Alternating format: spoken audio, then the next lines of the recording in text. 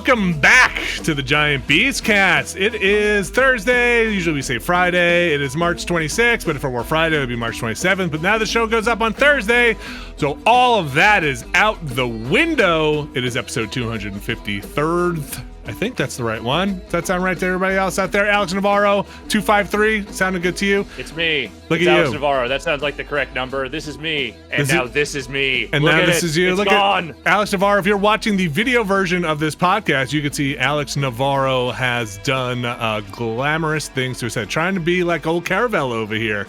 Not quite there yet. I look to you for inspiration. Jeff Bacalar, how are you? Well, hello, my friends. How are you doing this fine Thursday morning? Yes, it is Thursday. I had to check too. And Abby Russell. Hello, I'm here. Thank you so much for having me. I did not shave my head. Oh. Yet. Oh, not yet. I mean, I've shaved it in high school a long time ago, but I haven't. No shit. Since. No shit. It took like 4 years to grow out. Otherwise, I would consider doing it again. It took 4 years to grow back? Yeah, it took Damn. so long. Because my hair's curly, so it doesn't grow down. It grows like Right, the length. It's forever, yeah. It's weird. Alex, are you gonna keep it like that forever? What's that? Am I going to be bald forever? I'm going to be bald as long. It's different. I mean, you're all gonna be bald forever, but Yeah, no. But as far as like this version of bald, I will be bald as long as my girlfriend can put up with it. Well, interesting. Which may not be for the very other long. option? I don't really. Well, I mean, the other option is I start growing it back immediately. Oh, shit. Okay. Yeah. We are live here today again on this Giant Beastcast. So apologies if any of this in the future, if you're listening to this, this was the live one again while we all continue to work remotely from home. Hence, if any audio quality stuff is odd, we apologize. But also there should be a video version of this in the future surviving somewhere, which you can also check out. Oh, I'm going to start off by saying I have not played a ton of video games, and if I have, you can probably watch what I played on Giant Bob. Most of the time I've had to play video games has been with other people streaming or streaming something. So I played some State of Decay 2 with one Bradley Shoemaker on the Giant Bomb, and I can't wait to do that some more. It was Timely. That was a fun, yeah, exactly. I realized all the games I play are about the end of the world. Including a little game called Doom Eternal. Doom the Turtle. The turtle? Doom the Turtle. You play as one Dominic Doom Turtle, who has to go save the world. No, you do not. You play as the, what do they call him? The Doom guy. The Doom Slayer. You play as the Doom Slayer. Boy, they really did not slow down on that one. It is... It is hell out of the gate, and in a good or bad way. In maybe an overwhelming way. There is a lot going on, a lot of systems going on, and it's a lot to juggle when you're in. Okay, so as I'm making it to the encounters, they basically have kind of arenas or theaters of combat, that like a little encounter space. I'm like, oh man, this is a lot to take in. But then once I'm redoing one of those encounters, I really liked it. So I don't know if you guys have played a ton of it, but there are these extra bonus challenges you can do to get keys, and I really enjoy doing those. I've found those are maybe my favorite part of the game so far. Yeah, those combat puzzles. Those are super fun. Yeah. Because you just keep doing them over and over and figure out a technique to do it. But boy, Abby, have you put controller to game yet on this one? No, I have not purchased it or done anything to get close to purchasing it. I didn't play the first one. I started a little bit on the Xbox because I think it was free with Game Pass. Okay. You know, I have a thing. I know it's not rational. I know it's not normal, but I don't like games where I'm like it's like a first person shooter and I can't look down the sights of my gun. I don't like it. It bothers me. Sure. It makes me feel like it's like a keyboard and mouse I should be playing it with. I don't like it. And it just didn't hook me. I think I was just also playing it too late, way after the wave. So like maybe I'll try to get back into it. But as someone who didn't play the first game, I feel like everyone seems sort of lukewarm on the newest game. So I'm like, I don't know if that one's the one for me. It's not that like the lore matters or anything, but I will say the way this game kind of drops you in, like in medias res, like in the middle of whatever the fuck conflict is going on, where, you know, hell is slowly subsuming the earth, is not a great intro to what the hell is going on in that game and that series. And again, it's not that important. Like, you know, as much as I love the tone of Doom 2016, like I can completely ignore the fact that I don't really care for the writing or the story or anything that's happening in this game and still enjoy the combat. That said, my progress in this game has been fairly slow going because, one, Animal Crossing came out, and two, I just haven't felt propelled to keep playing it the way I did with Doom 2016. Yeah, I'm in a similar situation where it hasn't all clicked for me yet. I think so Abby, there are multiple systems in the game for managing the combat, right? You have this thing where you use your chainsaw to get ammo back because you run out of ammo constantly. You use these glory kills to get health back. You, like, rip people apart. Yeah, exactly. Shit, right? The rip and tearing. And then you use this flame belch thing on your armor to get armor shards back. And there's also a meter for building up the blood punch, which is this like big melee kill. So you got a lot of meters and a lot of stuff to manage and think about constantly, and that's all within like the first hour of the game. Like it all comes at you so quickly, and then you get a dash to do these jump puzzles, and you have this wall climb ability, and the dash is a little odd because you get 2 out of the gate there, and if you hold down the button, you just dash twice, which I didn't love at first. I'm trying to get used to it now. I always just trigger that second dash. It's a lot, and they build the encounters. I feel like they build the encounters with somebody who's like, you got all this down? Great, here you go. Because they are you think they're expecting wild. Someone who has like played a bunch of the first game going into the second one sort of as like building on that? Or do you think they are expecting it to be like, anybody can hop into this one? I think when I launched it, I think I played on the medium difficulty or whatever the medium thing in the stack was, because there's like 5 of them. And it felt like they expected me to load up my last 10 minutes of gameplay from the first one and be like, you remember all this, right? But ramping it up. I am enjoying it when I'm just banging my head against the combat puzzle. And I also sometimes feel like I get mixed messages from the game of sometimes it feels like I'm telling myself, the coach in my head is telling me, Caravella, you got to keep your feet moving. Always keep moving. Why are you stopping? Never stop moving. And then sometimes it's like, Caravella, stop moving and go snipe the back of that guy because you got to go hit his rocket launchers off, right? So Caravella, stop and hide behind a pillar and kind of get out there and just snipe this guy and then hide back behind a pillar and then snipe a guy because there are targeted weak points on people. And you do have a sticky grenade, but you kind of got to get in there close. And Alex, I think you asked me last week, would I play this with, like, how am I feeling playing on mouse and keyboard versus controller? And I have to say, I tried with a controller. I had to go back to mouse and keyboard. I just could not. Yeah. I just couldn't do it. Like, I wasn't going to take the time to learn it on the controller because of that level of aim specificity. Yeah, it's not great when you have to target those weak points on like the bigger demons and you're playing with a controller. Like, again, one of the things I liked the most about Doom 2016 is that it was a game that played very well on a controller. It did not require the level of precision that, you know, like more competitive first-person shooters do when you were playing the campaign.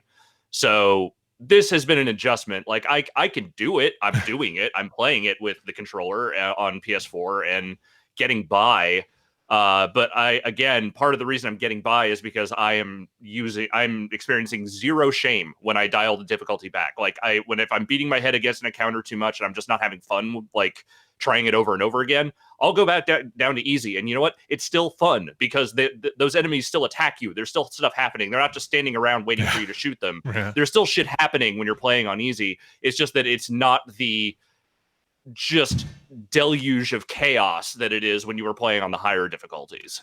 And there are parts of this Doom Eternal that I love. Like when I'm just, I feel like 90% of my time is running backwards, shooting things that are coming at me, you know, basically switching guns, launching all my grenades, running backwards. Cause what's the big guy that jumps and pounds the ground? I forget what he's called, but he's an asshole. Donkey Kong. Donkey Kong. When Donkey Kong comes after you, I'm just, you know, it's like a triage. I mean, Doom 1 was like, or Doom 2016 was like this. You have to triage your munitions against your most powerful foes, right? So that guy just immediately gets everything dumped on him, all the specials, a blood punch if I have it. And then I turn around to go get some more ammo, and there's that, what is it, Mancubus, the guy who's just waiting for you with the launcher on his back. Yeah, the big, well, the rocket or the long range launcher on its back, and then and then you're like, I can't fight. You cannot stand toe to toe with basically any of the bigger guys, right? They just destroy you. But yeah, I don't know. I still have a long way to go. Hopefully, I'll get there. But Doom, I'm gonna bounce around a little bit and just hit these because there are some big games out. Doom Eternal. I say, for me, jury's still out, but not catching me as much as Doom 2016 did. Also, I think the story is not good. Or at least what they're layering in there right now feels like it's missing some of that tone from Doom 2016 that I really, really, really liked. But Abby Russell. Yes, the folks and I want to know, because this is going to be a gift for my son in just 2 days. Just in 2 days, he's upstairs. In 2 days... this Animal Crossing. Now I know, Alex, you've played a bunch. Yes. But Abby, Animal Crossing expert. You did your thesis on Animal Crossing. I did. What are we looking at here? We are looking at the best Animal Crossing that we've ever seen. Wow. I personally think it is so good. I mean, there are definitely some things that are missing from some of the older games. We can talk about that later. But I think that this game does a really good job of taking a lot of these good improvements that they've made, or even just like fun things that they've done in sort of these like weird spin-offs, and incorporating them into the game, as well as just like building on what they've already made in games throughout the years. Like, they took a lot of the great stuff from Happy Home Designer and in how you decorate your house. And I think they also took some stuff from Pocket Camp into the game as well. And I think they're all really smart, as well as like building on, because the last game was like, you're the mayor, you get to customize your town, but it was a lot of like building these town ordinances. They were very expensive. You would put them in and it was like a permanent fixture in your town forever. Okay. And now pretty much you can put anything down, any item down into your town, and it's just like an item in your town. You can move it, you can change it, you can do whatever. They also have customization that the game, I talked about this a little bit when we were looking at like some of the Nintendo Directs, but a lot of people have been customizing their games for a long time, adding in roads, like making their own pathways just with their sort of like art tools. But now they're actually incorporating that into the game as like a direct terraforming tool, as far as making roads and making pathways and like building fences. And right now, I think it's all really well done. I also know so many people who are playing it who have never played an Animal Crossing game before, and they seem to be fitting into it really well, despite how much is in the game, which it makes me very happy to see, like, oh, my cousins have never played an Animal Crossing game before, but they understand the mechanics, they get what's happening, and they are having fun with it. And I have a lot of other people who are getting into it too, especially with, being at home more. It's a good social game. And it seems to encourage a lot of social stuff. Like, I've been going to so many people's towns. I've been like hanging out with people. There's a really good community who are like, I'll get you your fruits, or I'll help you get iron, or whatever it is. But I'm having a blast with it. I think it's really good. So I have not played a ton of Animal Crossing. I've played the first one, and I've jumped into maybe one of the middle ones. But for those who have never played an Animal Crossing, there are a couple of things you mentioned that people should be aware of, right? Like, you when you start your game, you are prescribed a certain fruit. Is that right?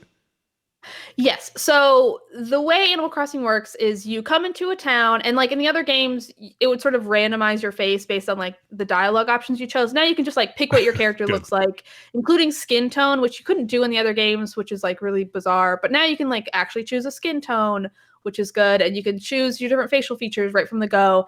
But then you pick a town, you have like 4 or 5 options. I think it's just 4 options. And it's like, which town do I want? And you pick them, and now you can terraform your town, so it's not quite as important, but it's still important, especially because all the starting stuff is just going to be, you don't get the terraforming right away. But you pick your town, and that town will come with a town fruit. But there are like multiple other fruits. You have like, I think it's apples, oranges, peaches, pears, cherries, and then you have coconuts on the beach. But coconuts are sort of like a tropical fruit that everybody has to get. Everybody. So you'll get one of those fruits, and then like your town fruit, when you sell it, it's going to be cheaper versus if you sell it in a town that like my town is cherries. Alex, what's your town fruit? We're apples. Apples. So like if I sold it in Alex's town, where I might get 100 bells is the currency in my town for it, I think I would get 500 in Alex's town. Oh, I didn't realize your fruit is exclusive. I have oranges. Yeah, it's exclusive. So I could give you some of my cherries, and you could plant a tree and have cherry trees, and they're going to be more valuable for you. Won't that disrupt like the ecosystem in my town? That's up to you as the town representative. So it depends on how much you want to destroy your own ecosystem, I'd say. Abby, can you give me seeds so I can plant cherry trees? I can give you fruit, and you can plant the fruit. And then it'll sell for more money in my town? Yes. Oh my gosh. Yes, it will. Yes. Oh wait, so I highly recommend. Like that's the good aspects of the social stuff. But also, if let's say you don't have people who are playing with you, which is totally fine, you do have these like Nook points, which is like a new currency. So you get those through basically like playing the game. So it's like, oh, you've caught 50 fish, here are a bunch of Nook points, or like, you've chopped down a tree, here are some Nook points. It's basically like, it's a good sort of onboarding tutorialization of a lot of things, but also just like, hey, you keep playing the game, you're going to keep getting these Nook points, and you can spend them on certain furniture items or DIY kits. That's another new thing we'll talk about in a second. But if you wanted to get fruit, you can also go to these sort of like little randomly generated islands that usually have like a specific type of fruit, or it'll have bamboo, or it'll have like a weird creature or something that you can catch. Just to encourage you to go check them out. Because my son doesn't have the online capability, so he could still get. He should still be able to get all the fruit. Also, sometimes your villagers, the people you live with in the town, will like give you fruit, or like there are people who will like send you mail. So there are other ways to get it too. How is the let's say day one we open this game up and we're like Animal Crossing, all right, go get him. How long he's gonna want to play that all day? Is he going to be like, take a rest, come back tomorrow at some point, or is he going to be able to fill up that first day? So I was very, very pleased in how they incorporated this, because I think you have a story that I think you told me about you getting Animal Crossing right before you went on a flight. Yeah. It was a cross-country flight. Well, I played for a half hour and I have to wait for the time to reset. Yeah. So I think this game does a really, really good job of incorporating like basically fixing it to be like, hey, if you are a person who like really wants to grind this game out and play a ton the first day, you can absolutely do that, which I really appreciated. Like, because me, for instance, I started playing it at midnight on release, so I was like, oh shit, nothing's gonna be open, the store's not gonna be open. But the tent was open around the clock, so I could pretty much do everything I needed to do right away. There were villagers who were out. Also, so the game is generally in real time. So like 9 a.m. for me is 9 a.m. in the game. But when you first start the game, I think it just starts you in like, it's just like, the evening. And then I think it has like a fake, like you went to bed and you woke up and here's the next day. And now it's kicking in the real time element. So it does a good job of like letting you play for as long as you'd want to play for the first day, even if you're playing in the middle of the night, or even if, you are on an airplane. You just play for a few hours. Yeah, I was very pleased. Yeah. So no kind of artificial gating right out of the gate. No, not as far as I can tell. And I was really glad to see it, because I feel like some of the other games, you have a lot of like a slow build, especially in the beginning, where it's like, well, I'm waiting for my shop to open or my shop to upgrade, and like I don't have any money or bells, and I've like purchased everything, not much for me to do.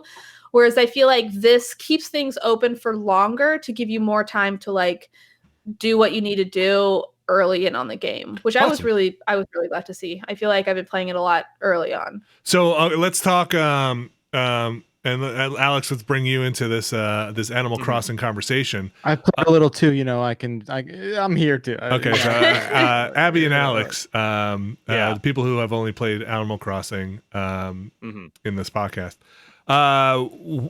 New stuff: terraforming, bridges, ladders. What bridges else have always been there. Oh, bridges have always you been have a pole vaulting. So the ladders and pole vaulting are like, you have the different layers to your village, where it's like you have to sort of go up into like a cliffy, mountainy area, and now you have a ladder to do that until you unlock terraforming and can build stairs. Or like you have a pole vault where you can jump over anywhere over the river, and then eventually you can build a bridge. Okay. By the way, Abby, thank you for giving me that ladder, because we do not have the recipe for that yet in our town. And so there was an area that Sam could not get to because she did not have a ladder. So I finally proved useful to our town and was able to access some fossils and other things that she could not get to.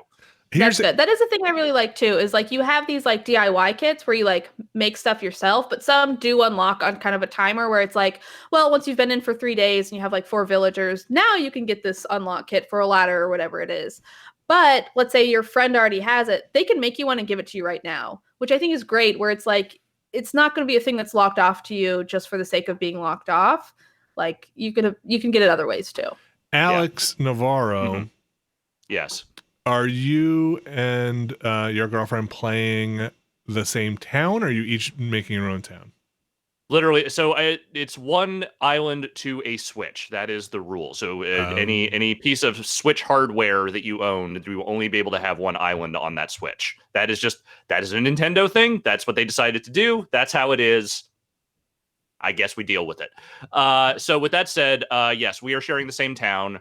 She is the primary human representative. She is the player one of the situation because realistically, she does not play a lot of video games. There are like a handful of games that come out every year. She's like, this is a thing I want to play. I want to take the lead on. And so by all means, I will say though, the player 2 experience in this Animal Crossing is compromised in a way that I am a little bit bummed out about. Oh, that sucks.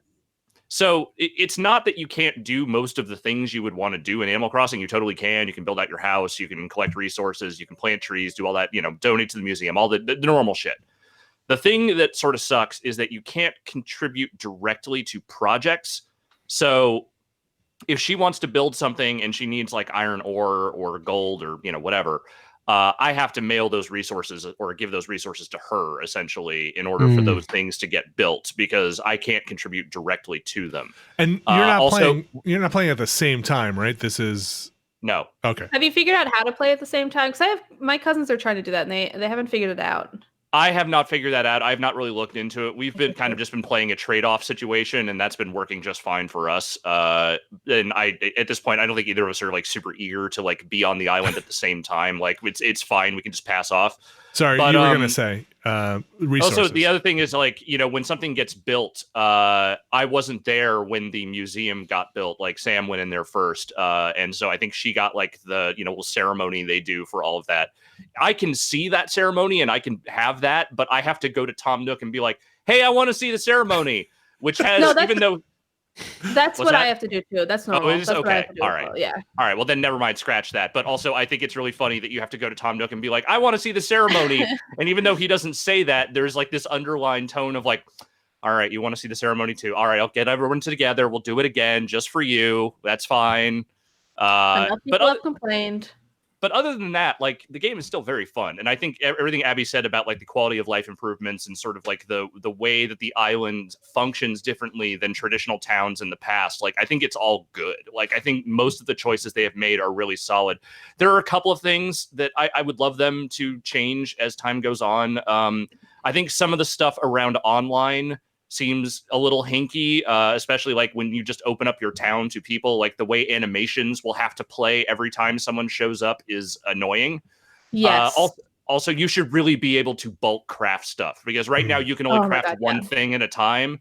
And having to see that, it's a short animation, but having to see it every time, I'm good. I've seen it enough. It's cute. And also, you can mash A and it'll go faster, which I learned. But also, it is really annoying because there are some things where it's like, oh, I want to make fish bait, and it's just like I have these clams. I have like 7 clams to make fish bait, and I have to make it and go through all the buttons of like, are you sure? Every single time. When I'd rather just be like, make 7 fish bait. So totally. I actually agree with that. Also, I did open my town up to like my Twitter because you can just have these dodo codes. So I was just like, hey, here's my dodo code. Anybody who wants to come can come. And it like caps out at 8 people. But I was like, I don't know, let's see what happens. And it was a true nightmare getting people in and out of my town because it was like you just have to wait. They can only come in one at a time. There's no way to like queue up and just be like, okay, here's all 8 coming in. It's also a thing where like it was like 20 minutes of me waiting for people to come in and watching everybody fly over and no one being able to do anything until finally everyone comes in. But there are certain redundancies like that are like a little bit annoying that I hope they iron out. But hey, what? Okay, I'm a little scared now. Well, let me ask you this, Bacalar. Have you played this with your son? Yeah, I did. What does he think? To be able to talk about it.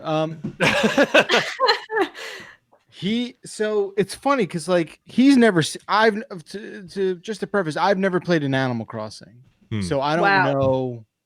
I didn't really know what to expect. I had an idea that it was like very kind of like simmy, but I didn't know really what it was. So make fun of me, if you want. I just didn't know.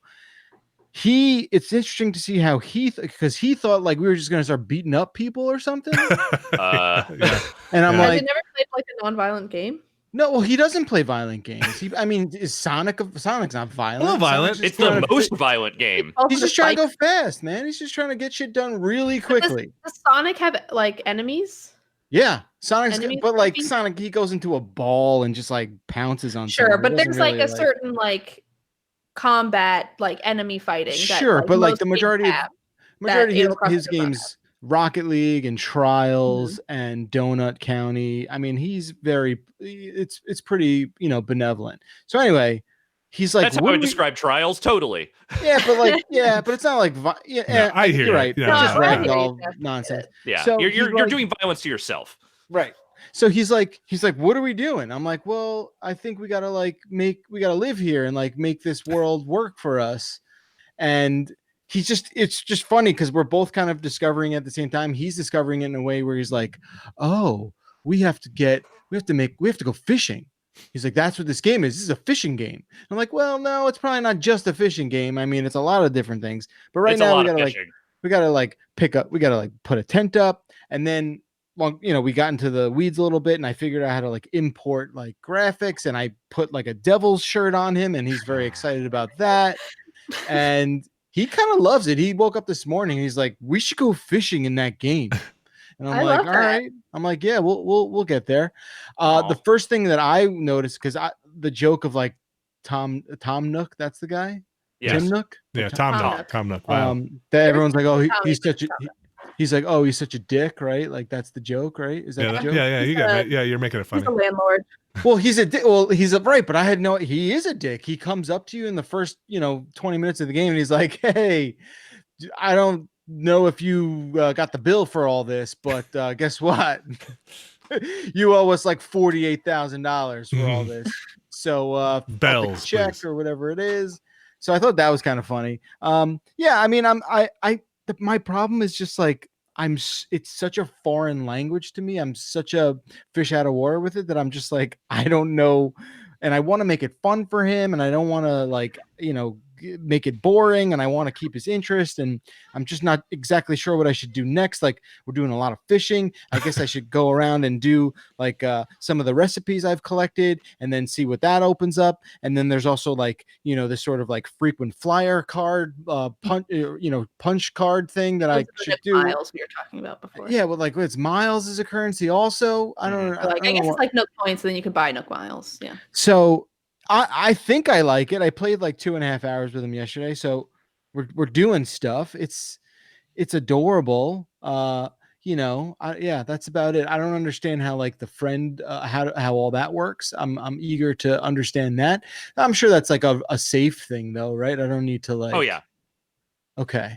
I'm not gonna like open up and there's a big old penis or something like that. Well, so here's what I can tell you is that I think that if you open up the town to anyone, there's always the chance for a degree of griefing from people. Like they can do things like run around and chop down your trees or what have you. But if you're just opening it up to friends, they can't chop down your trees until you put them on your like best friend list. Right. That's the only time they can use their shovel or their axe, which is good. Okay, that's good to know. Okay.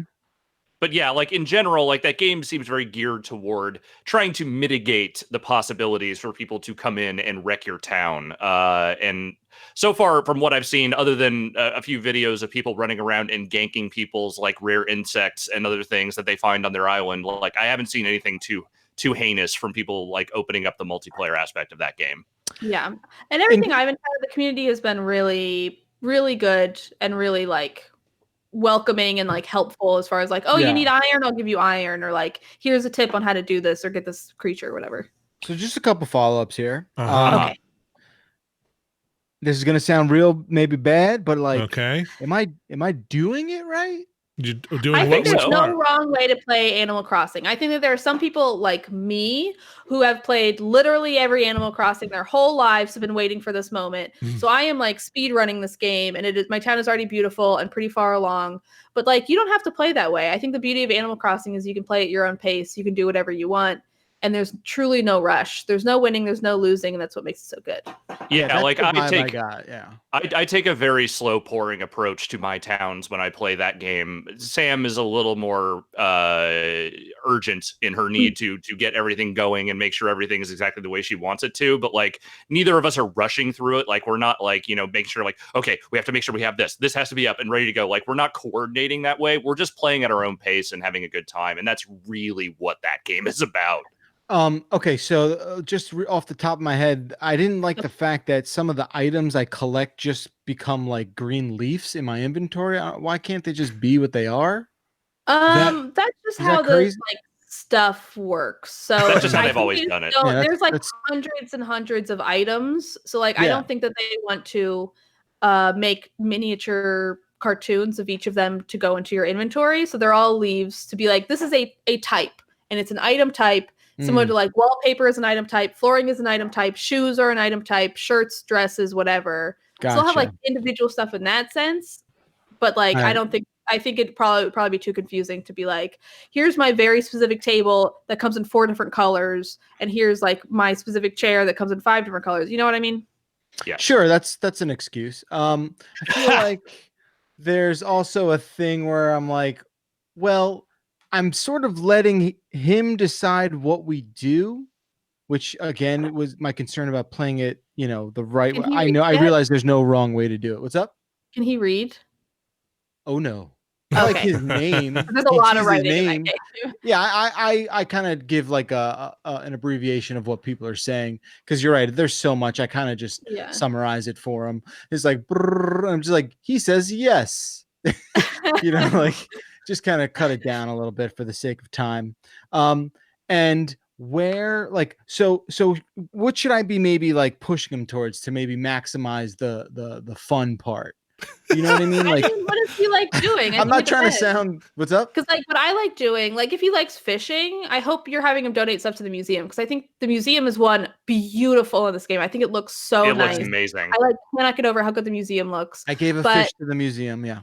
Yeah, good. I think, is your museum built yet? Probably not. Is it still just a tent? So I think once the museum's built, I feel like if he likes fishing, he'll hopefully like being like, hey, look, you caught that shark. There it is in that tank. Like, look at it swim around. Right. So, right. I get like the sort of, loop that you can fall into with this. And like I said, I just want to maximize that kind of thing.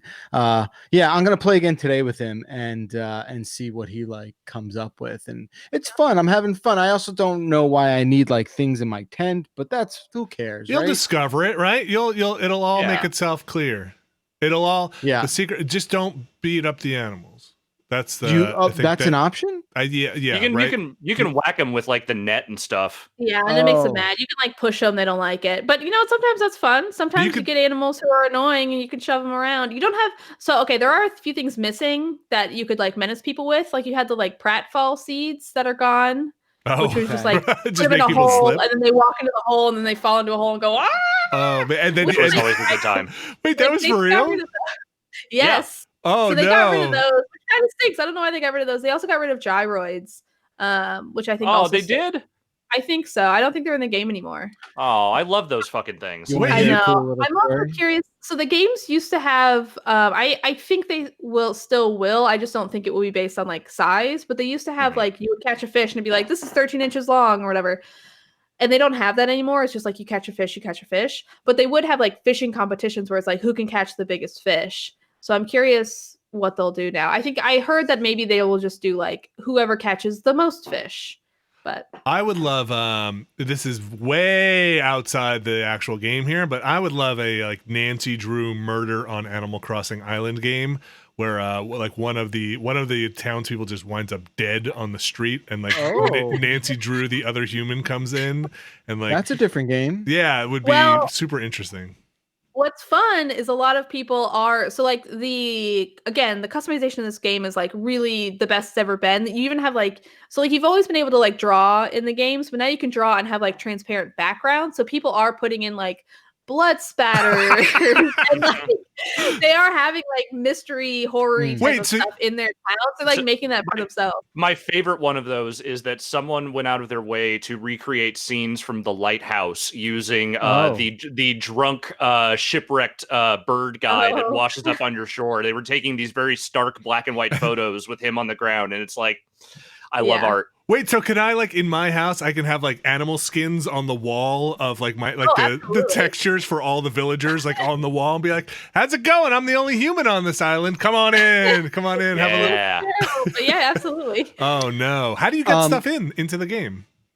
So they do have QR codes for them. It takes a while to unlock it because you have to like open up the clothing store. I think people have them unlocked because they either did time traveling, or it's because I think the QR codes from the old game still work. But basically you just like draw it in. Okay.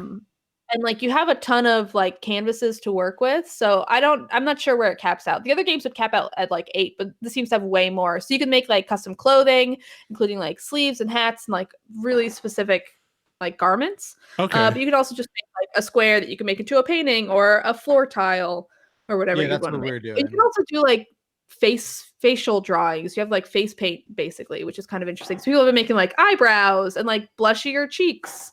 And other weird stuff. But I can't just take a picture with my phone and get it into the game?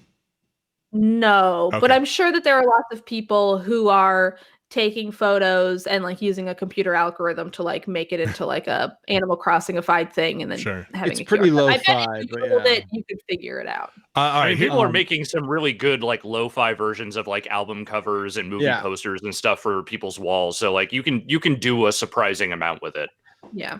Here is my big concern. Now that you mentioned all this like single island stuff and visiting, I get this game for my son for his birthday. Mm-hmm.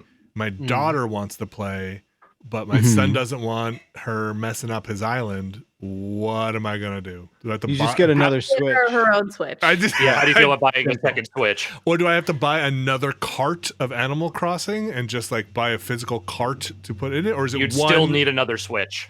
I think the same cart would go. Yeah, I think you still need another Switch. It is wild to me that like different profiles can't make different islands.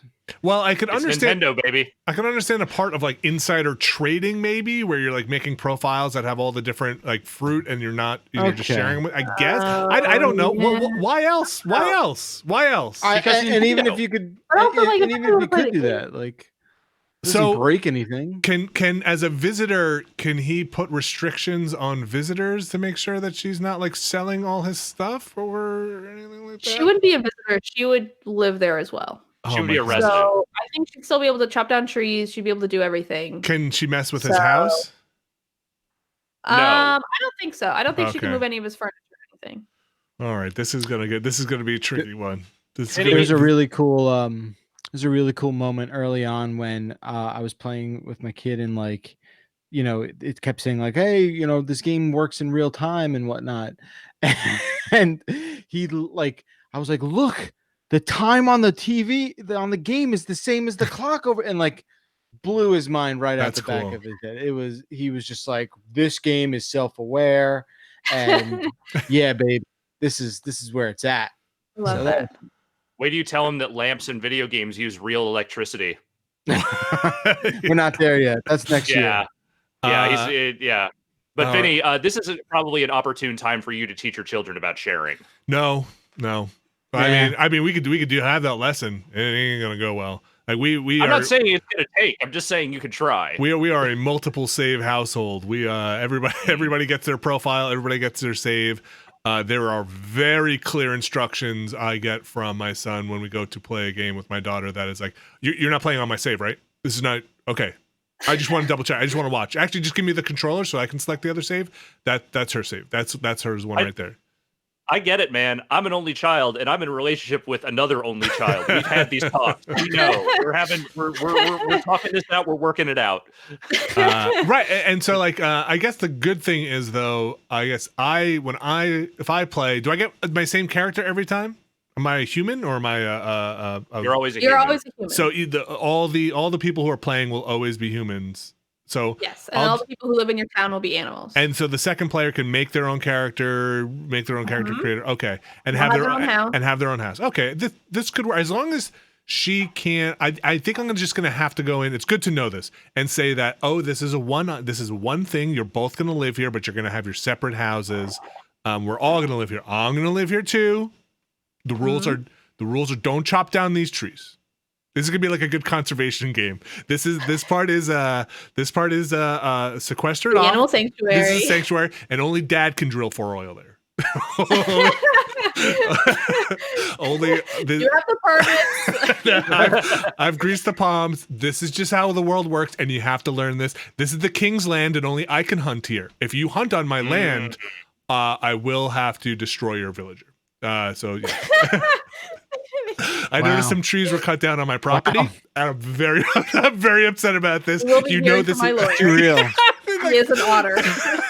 I built a fence. You build moats. You said you could terraform, right? So can we just build moats? Yeah, moats? I saw you built a bridge. I do not like it. I'm gonna have to figure out the length of the pole, so just make it wide enough where you cannot pole jump across it. Okay, this could work. All right. As long as we can separate everything. All right, I am looking forward to this. Like I said, it's going to come in hot this Saturday, and I'm excited to get in there and play it and see him play it. Anything else, Abby? I've been playing? Yeah, I know it's been a lot of Animal Crossing. Yes, it has been. It's also been more Ring Fit Adventure, just trying to stay active, being cooped up. But I did get Return of the Obra Dinn for my Switch. It's been long enough where I've completely forgotten everything. And I've been on my Switch so much that I've been sort of interested in getting it for the Switch anyway, but it's been a good excuse to replay it again. I'm still pretty early in, but it plays really well on my Switch so far, at least. And it's been really nice playing it with the controller. I know that game is so good. So good. The music, the aesthetics, it's all just so good. And I love the logic-y puzzle aspect of it. So I'm excited to get back into it. I just remembered how much I love that game. I love that game. So good. So good. So good. Alex. Yes. Doom. Animal Crossing. That's pretty much it. Is there anything else? Okay. I did install a couple more games on the work PC that I'm going to try and check out some more. I want to do something for Broken Lines in the near future. Maybe do a solo quick look for that or something, so we can get that up on the site. But yeah, I haven't really dug too deeply into anything else this week. I've also been trying to get my console set up good and going here so that I can do some Rock Band streaming and maybe some other console game streaming here in the near future. And I will say this Elgato that I bought is holding up so far. It seems like it is mostly doing the job, especially on the work PC. It is doing a much better job versus my home PC.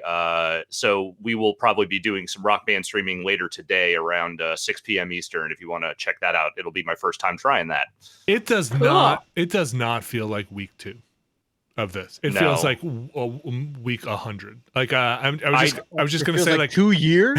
Yes, it feels like we have been doing this for ages. And I was just going to say like, we're in week 2. Like I feel like we're all starting to get more comfortable with our setups and figure out all the problems. And finally we're able to get extra gear that we needed is starting to come in. Some of the ordering has been pretty tough to find stuff, and shipping and all that. Not being able to leave the house obviously causes a problem. But I feel like we're getting there and getting more comfortable.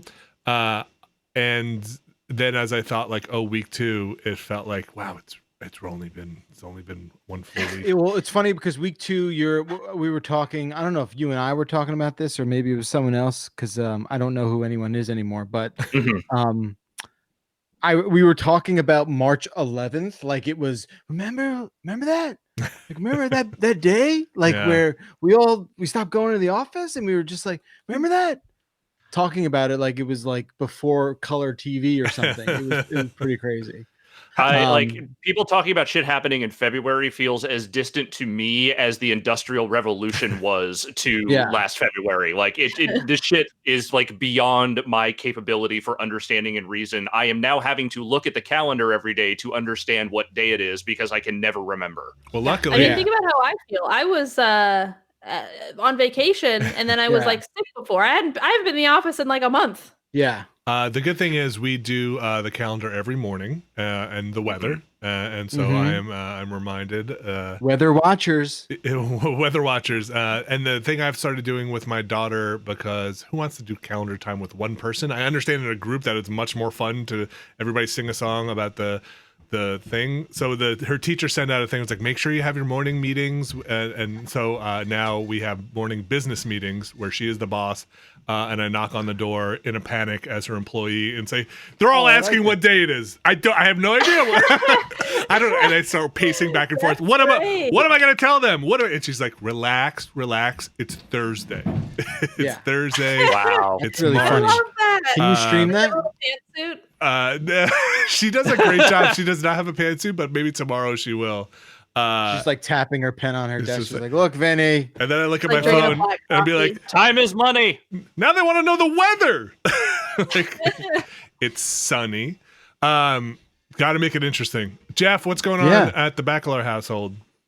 No, last week I was maybe not in like the greatest place. Emotionally, my house is great. I didn't mean that, but you know, and then this week things were like better. I'm like in a better mood about everything, which, man, I don't know if that's like, I don't know, maybe I just have like succumbed to my captivity and learned to live like this the way maybe perhaps a prisoner does incarcerated, but I don't know.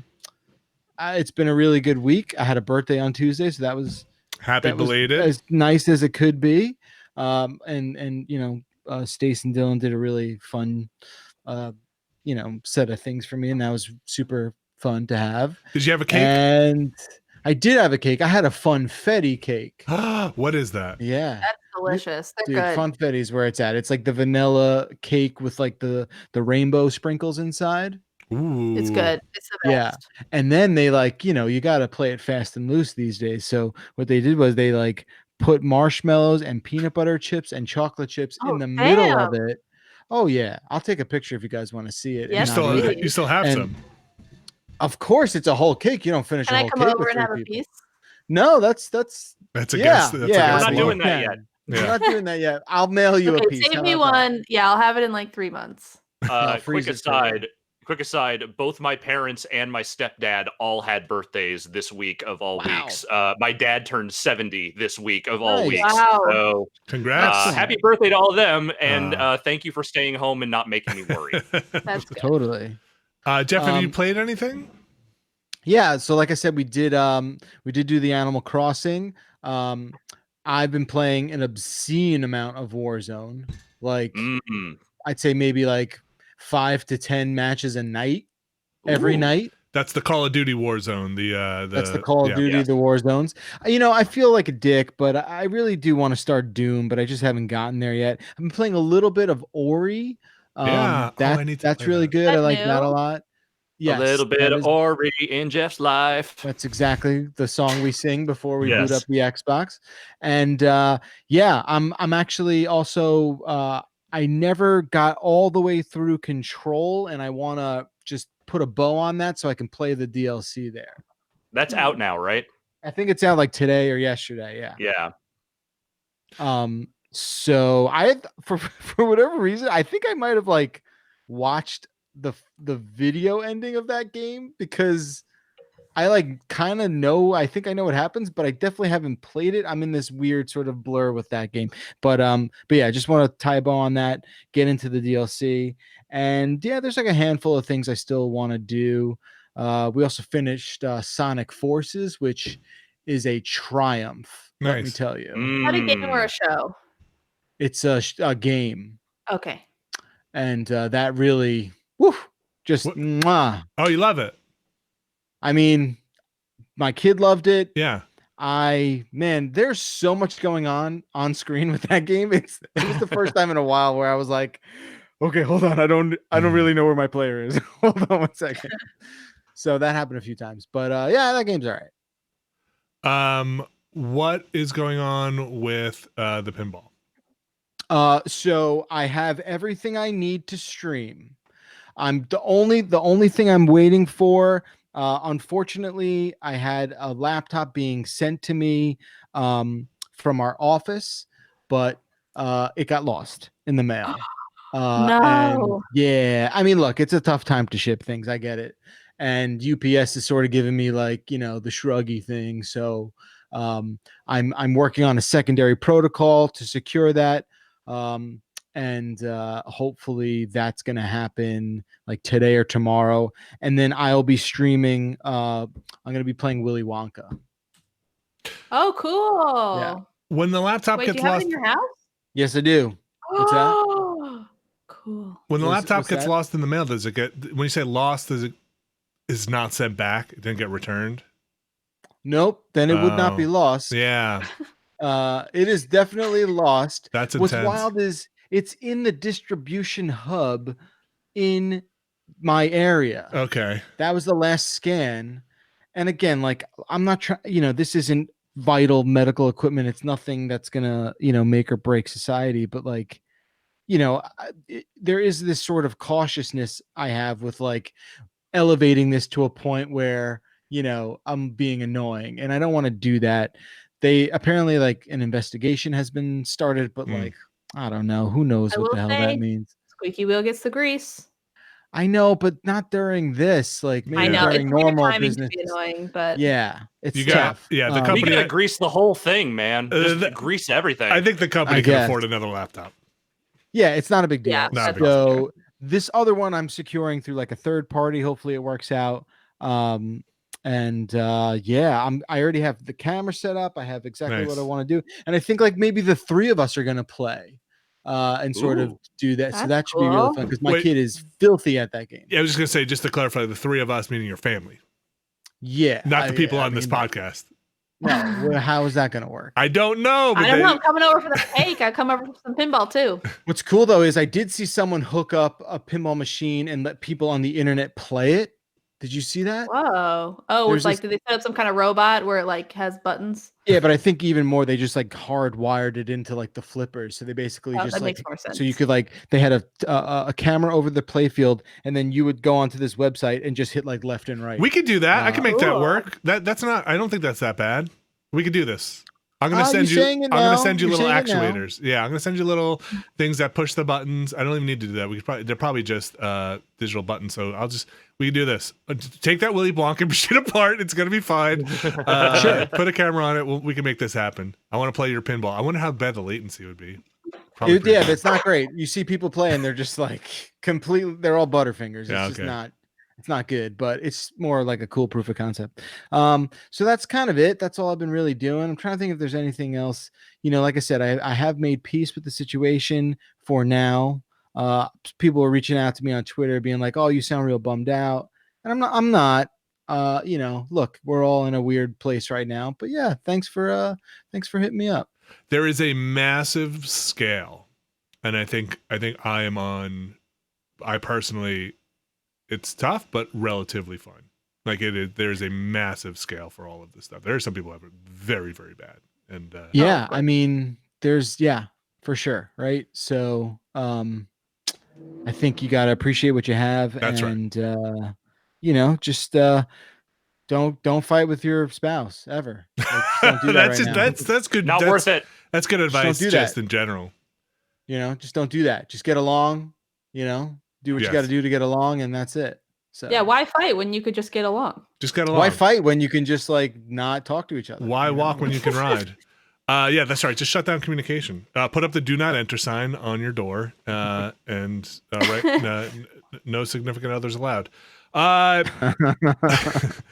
Unless it's super important. So the other stuff that I'm hoping to get to is Ori. That is definitely something I want to play. There are a bunch of games now that we're streaming a bunch that I hope to get to play more of. Boy, man, Rory keeps floating this thing about playing Divinity, Original Sin 2 with Snyder, and I really want to do that. Bunch of stuff. It's actually really fun, surprisingly. I had no idea, to play games with other people. And that's like a fun thing. And sounds fake. Don't believe it. Do more of that. I think we're gonna probably go into break now, and then we'll be right back. But give us a sec here. I'm gonna play the break music, and then that's gonna be it. So watch us dance to this break music, and then we'll be right back. Stay tuned.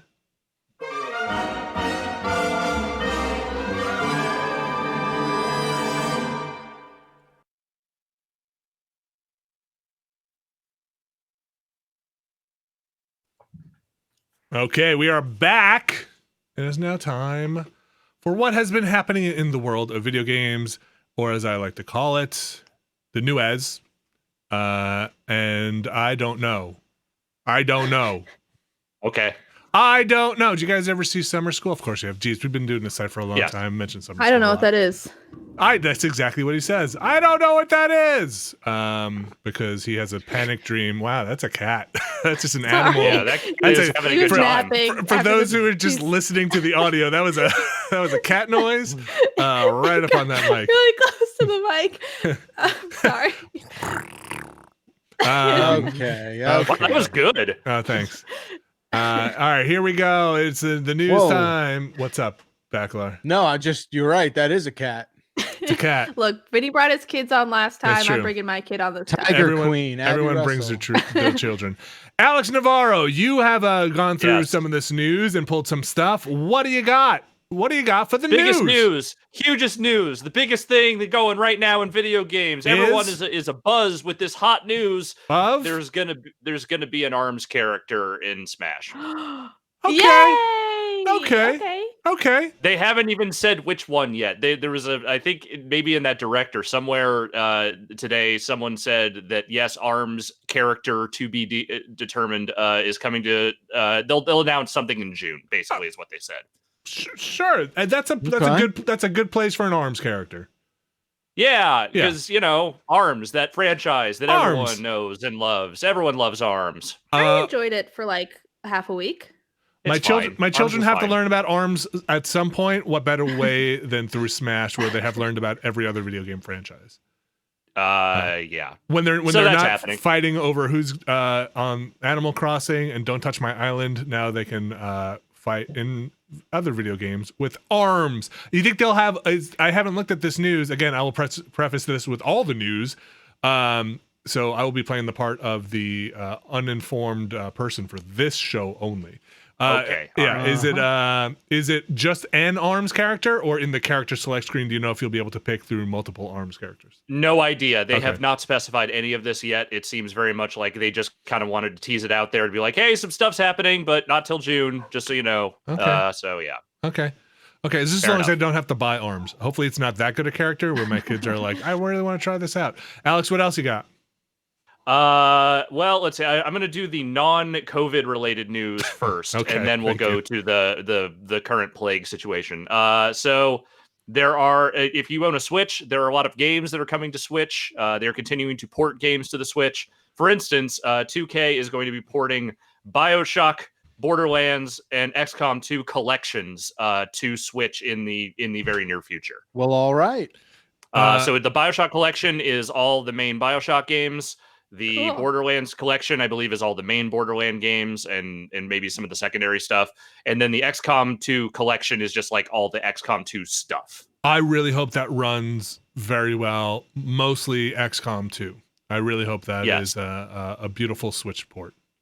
By the way, this is one of those situations where if you buy the physical version, you are still going to end up downloading a lot of that game. Because several of these apparently are like, hey, so like 6 gigs of this is on the cartridge, but the rest of it you're going to have to download because we can't make cartridges big enough for these games. What a weird. Everything's weird. Okay. Yes. Not to the next Switch won't have a bit. card, I don't think. Yes. What's that? Backtrack. Not to backtrack, but people in chat are saying that ARMS is free right now. So the game is limited free. Time you can get ARMS for free. That's how they get you. That's how they got you. That's what we call an arms race. Wow. Oh, boy. Well, Good okay. Good I'll boy. take it. You get a half point for that. Alex, what else is up? Last one that is just normal news. That's a cat. Epic is getting into publishing. They are doing they are signing some studios for publishing deals, including Remedy, Playdead, and what's the other one, Jeff? Gen Design. Okay. The makers of Last Guardian. That's right. So when you say they're publishing, Epic is going to be a publisher. Yes. Well, it's simple. It's a simple sentence, Vinny. But not Tencent and not this is Epic Games particularly. Yes. Okay, just want to make sure. They have created a publishing arm and they have signed some studios to deals, including Remedy and Playdead. So if you are going to be playing a game by those studios in the near future, they will have the Epic logo on them because they are putting that stuff out. There are interesting details, right, about the partnerships. You probably know more about that than I do, Jeff. So if you want to elaborate, feel free. So the developers, so Epic is covering 100% of the development cost. Okay. Including developer salaries and marketing expenses, like QA, localization, and publishing costs. And then Lord knows they can afford it. Right. And then they're going to do at least a 50-50 profit sharing situation where once all the costs are recouped, which is interesting. That's like a important detail. Developers earn at least 50% of all profits. So they're going the record label model. Yeah, probably bigger margins though. Yeah, probably. I mean, but also, yeah, all I remember from my days dealing with record labels was very much like one of the guys in my band who was a little more business savvy, trying to figure out what things the labels were going to try and buy for us that were recoupable, like meals and shit. Well, like that plan was always. I had friends who were signed on a pretty big label, and they wound up owing the label like $11 million, which they don't have to pay, but like that's right. But they don't see any they won't get any royalties until that happens. Exactly. And that's what you're left with. So here's the thing, the reason why it just it shouldn't rattle me a bit, but it's like basically Epic closing the loop, right? From Unreal Engine to now publishing and having the Epic Game Store. They have their hand in soup to nuts, most of that chain, you know, like you're licensing their engine. We are making a publishing deal with you, and we are publishing and taking a cut or putting your game up on the Epic Game Store. That's a chain. You know, so are you saying that in a way that you're like? I'm not saying it's insidious. No, I'm saying that is a situation.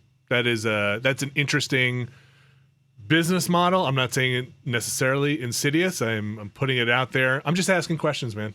I'm just. I think it is a fair and healthy thing to treat any sort of business thing as inherently insidious these days. I think it is best to just treat all business as a nightmare and something that we should be fighting back against.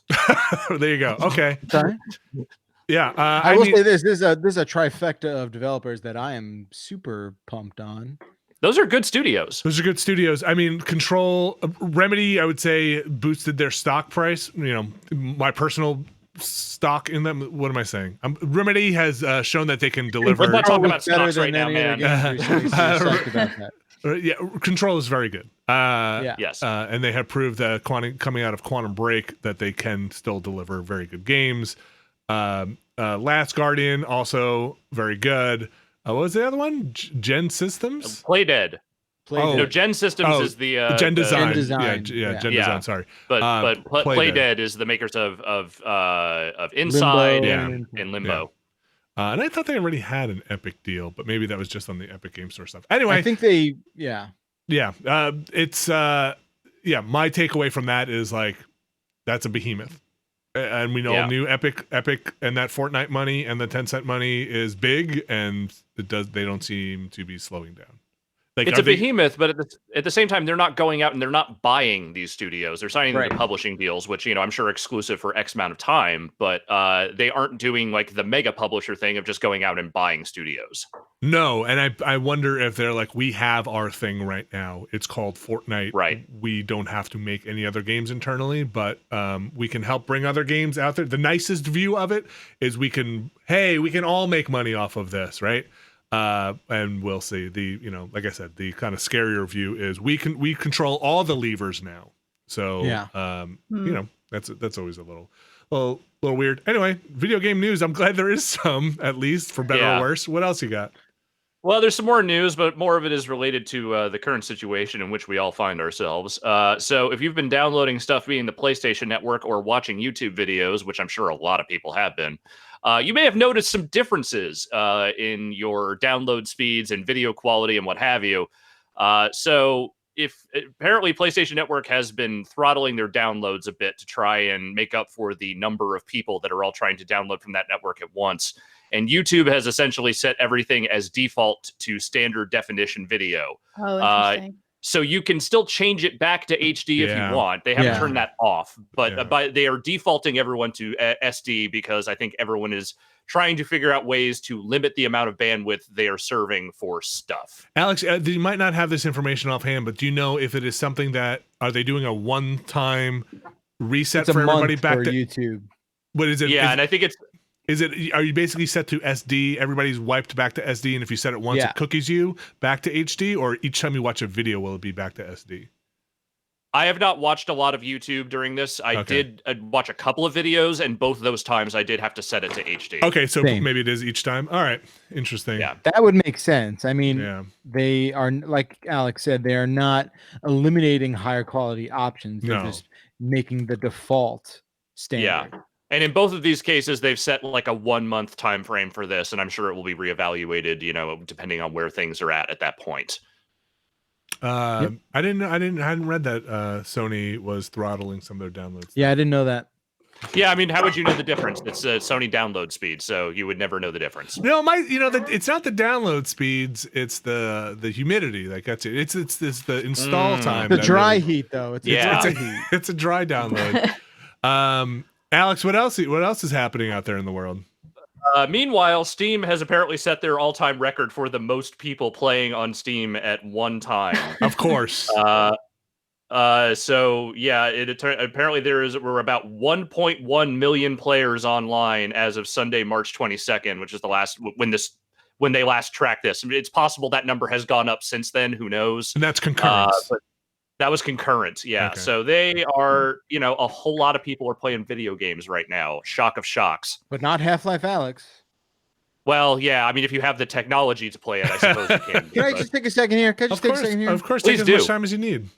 I don't know. I feel like I'm the only. I don't know. I'm sure people feel this, share this frustration as well. But like, oh my god, the fact that there is a new Half-Life game out there, and it's just out there, you can get it right now. You can play it right now. Well, I can't. But I can't. I can't. I can't. I can't. Alex can't. Abby can't. I'm very much kind of squirming in my seat, losing my mind a little bit, knowing that I cannot play this game. It is driving me crazy. You should live vicariously through the 39 people worldwide who can play this thing the way it's meant to be played right now. No, I'm not watching Danny play it. I'm not watching anyone. I don't watch anyone play it. Why do I want to play this myself?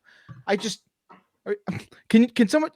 Relax. Won't it maybe come to like non-VR one day, right? Like, it doesn't seem like a non-VR game. This is not a non-VR game. No, I understand. I realize it is very much built for it, especially with like the gloves and the fingers and all the shit. But like, come on. Aww. Well, is anyone with me here? Like, I'm with you. I mean, here's the good news. Let's hear it. The good news for us and for everybody, but here's why it's good for us. If we can ever get back into the office, there are VR headsets in that office, right? Okay, all right. Yeah. Well, that's one. I'm glad you're staying positive. Yeah, I am staying positive. Listen. Yes, of course. One day when we're allowed out. Yes.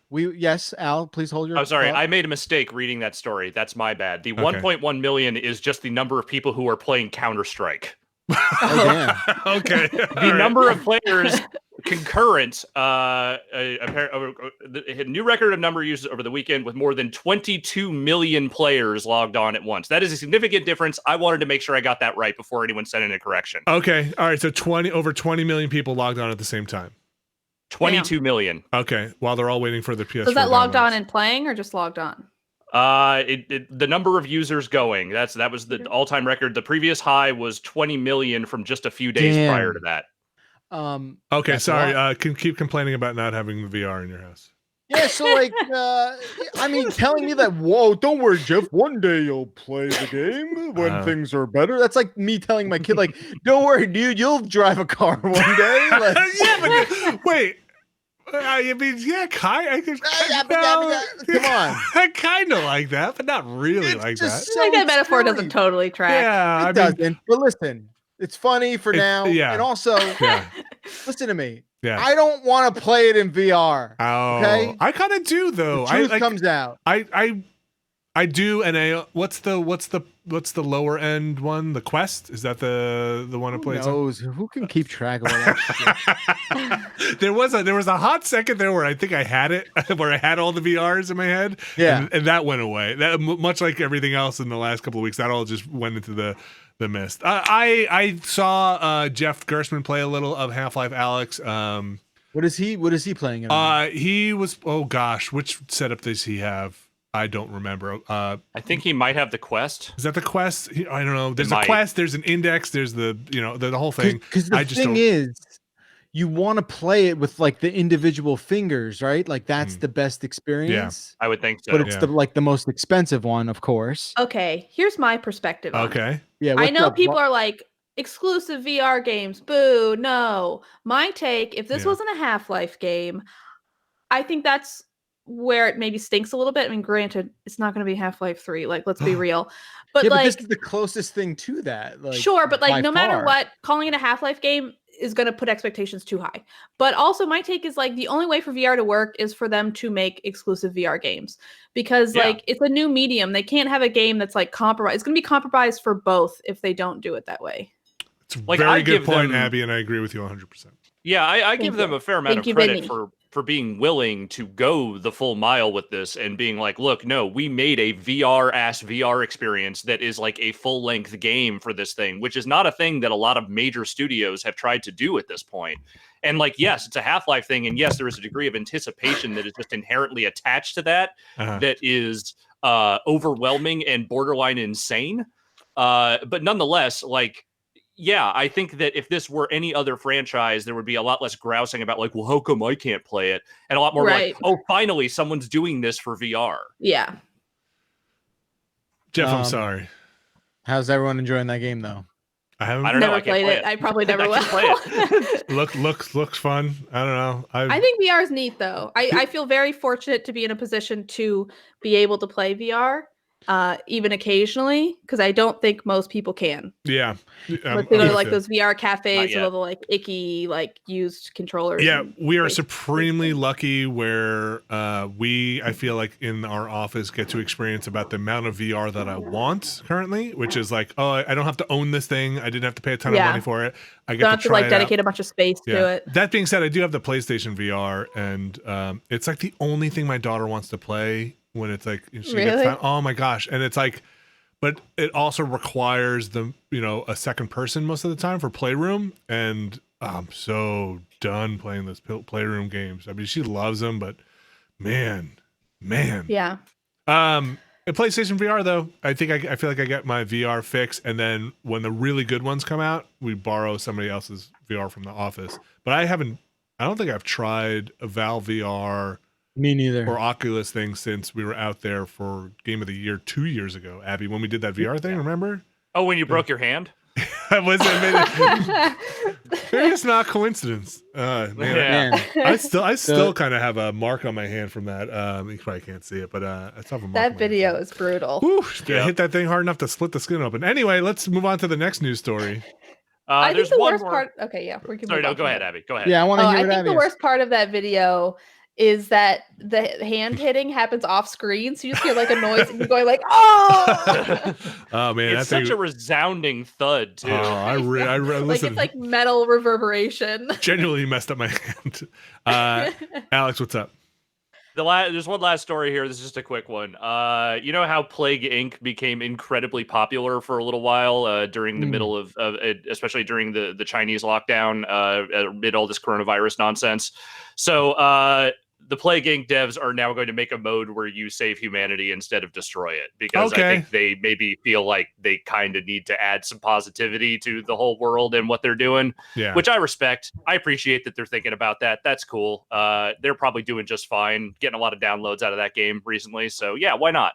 And to be clear, I keep wanting to call it Pandemic, but Plague Inc. Is that 10 years old? It's got to be like at least. That game's been around forever. It's pretty old.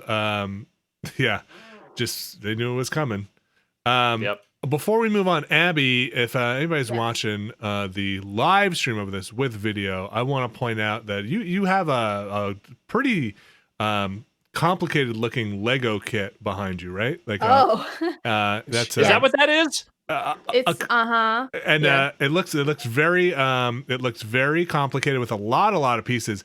And every time I see your cat jumping around, I am just waiting for that cat to knock. Has it ever come close to knocking over a Lego sculpture? No. Okay. They not this one, but they did knock over once. I was building the Lego Saturn V, which I can pull it out. I have it in the other room. It's like 3 feet tall. It's like a big long tube. And one day it's like building it. I had it like set up, and you kind of build it in pieces and like put the pieces together. So I had it set up. And then I think I was like watching TV, not building it, just like not paying attention. I hear like them fighting. So then I had 2 cats, and then a big crash, and then all the pieces everywhere. And then I had to kind of put it back together, and it still rattles a little bit. Oh no, something inside there is going monkeying around. All right. Yes, but I've got it back together. It's fine.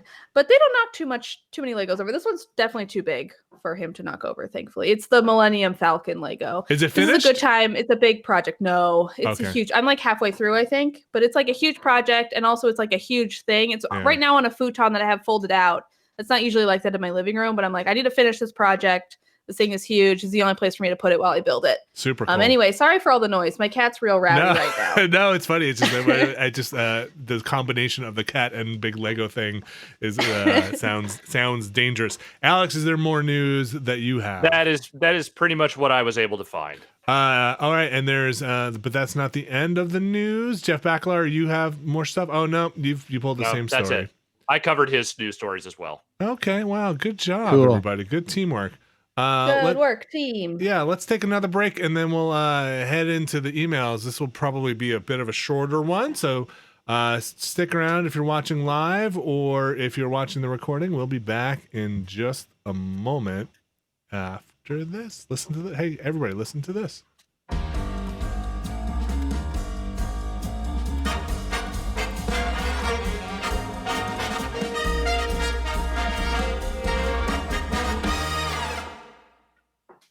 And then we go to black.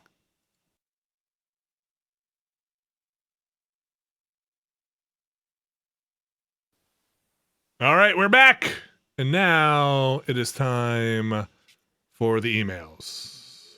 Mm-hmm. You guys all ready for this? Abby Russell, you have picked these emails, the ones that were sent to us at beastcast@giantbomb.com. Beastcast@giantbomb.com. Nailed it. Thank you. Abby, what do we have? Mm-hmm. Okay, Alex, do you want to read this one from Daniel, please? Sure thing. Daniel says, "Hey beasts, 10 years ago I successfully quit smoking." Shout out to Daniel. "Since then I have been trying to stop chewing my fingernails. For the life of me I can't seem to cut the habit, and with the recent world events I'm feeling it is more urgent for this habit to cut out. Any advice for someone who suffers with this affliction? Also, I work in pest control, so it is a little bit gross for me to be doing this." That's the natural side effect of the job. Well, I will say 10 years of doing another habit is going to be hard to break. Mm-hmm. So I think my thing is don't judge yourself. I feel like what I've done when I have like a habit I don't like is I just I try to notice myself doing it and then just get myself to stop. And the more you notice yourself doing it, hopefully the faster you'll catch yourself doing it. And then just like, it's just forcing yourself to stop the urge. I think like, I used to bite my nails a lot. And I will say, yes, you shouldn't judge yourself. But even before all of this went down, it has always been not a great thing you should do. Yeah. Like when I was a kid, I bit my pinky nail down to the point where I needed like mini, I don't like fingernail stuff. I really don't. I needed a bit of a procedure to take care of it. Hey, I cleaned it up for you there. You're turning your head away while you wear headphones. Yeah, it's not helping. Yeah, I wasn't gonna rip off my finger. Yeah, so like I as someone who, you know, even like I said before this, like was very conscious of not putting my hands in my mouth at all because I just didn't want to get a cold or a flu or something like that. I don't necessarily have specific advice of how I did it. I just kept catching myself, and I just convinced myself that like every time I was doing that, I was going to get sick. You were going to get sick. Like that. Yeah, like I was gonna get a cold, and for me, getting a cold before the world changed was very bad. I was like, I don't want to get a cold. The procedure didn't stop you, like having to go into the doctor? I was super young. Oh, okay. I kind of Okay. yeah. So I'll say this: my kid was biting his nails for about 3 months, and this is not going to work for you, Daniel, because you're not a little kid, and you won't be convinced by like not having dessert after you have dinner. But like we started painting his nails with that like icky stuff. Yeah. And he didn't even care. Oh, he was like, care, he like took the bottle and poured it in his mouth. He's like, this is what I think of your poison. What you gotta do is you gotta find that stuff they were coating Nintendo cartridges in for a while. Put that on there. That'll disabuse them real fast. Oh my god! I bet it was a little unrelated. Adjacent. But I had that spray stuff. I had that like bitter spray for like the cables because my cats would chew on it. But then like I would touch it and plug my stuff in and be like, oh god, it was awful. Like how anybody could chew through that is beyond me. We tried some of that paint on nail stuff too, and it's amazing the plasticity of kids and how quickly they can adapt to anything and just like I don't care anymore. I still chew my nails once in a while. Not nearly as much as I did when I was younger though. I've got it down to just when like if a nail is like on like kind of edgy or like cracked a little bit at the edge, like I will just kind of nibble that off, but otherwise I don't do it. That's about where I'm not a nail biter at all, but I also keep my nails so trimmed. I don't like having any whites to my fingernails. Ooh. Yeah, I don't really have any either. Okay. Oh wow! Check these out. Wow, look at that! If you're watching the stream, that was something. Wow, I didn't know we were going there. So yeah, if I get like a nail that is like if I caught it on something and you get that piece of nail, the little snag that just catches on all the fabric, then that's getting chewed right off. And sometimes if I'm playing guitar and realize if a nail is too long and I just don't feel like getting up, that nail is going away. Good thing I don't play guitar anymore. So it really helps out. Other bad habits. Are there other habits? I would just say other bad habit stuff. The things that have helped me get rid of bad habits, and this is a lot harder, are big changes in routine. If I can change up my routine, like smoking, and congratulations on smoking again. Changing routine is very good, like breaking that normal pattern and thinking about when you do it, right? Like are you doing it because you have that nail, or are you doing it because you're stressed? Or are you doing it because you need to kill time and maybe trying to replace that with gum or toothpicks, or finding something else to find the root cause of when you do it. It's probably not for manicuring your nails. It's probably because you're stressed out or something like that. Yeah. And that's what helped me to find out what's triggering these things. And it usually was stress. So now I just eat. I definitely have done my share of stress eating, something I have been trying to scale back a bit, given the current circumstances and the non-frequency with which I am going to grocery stores at this point. Trying to keep that one down. Most of my habits aren't that destructive, though. There's just a lot of nervous tics, the restless leg and the constant fidgeting of things. Like, that's not destructive. It's just, sometimes it's annoying. So, like, I try to be conscious of when I'm doing it. The one really bad habit, though, that I have, which I am really trying to stop myself from doing, is murder. I'm trying to stop that. No, it's slouching. I am a terrible sloucher. I'm constantly slouching. In fact, while I am doing this podcast, I've been trying to be conscious of the fact that I am kind of leaning into my microphone more as the broadcast goes on. So I have like a strap thing I will sometimes wear over my shoulder to try and like prevent myself from doing it. Oh, interesting. But also, I am now it's bad enough to where if I start to feel a little bit of twinge in my shoulder, I'm like, okay, time to sit up, because that means I'm slouching too much and muscles are getting pulled in a way that is not cool. So I have been spending the last few months trying to fix that, and being at home all the time is definitely helping that a lot. You should get an arm for your mic too, so you don't have to lean down. That's probably. Oh no, I have this stack of game boxes. So that's actually doing great for me. Was that last one a Rosetta Stone box?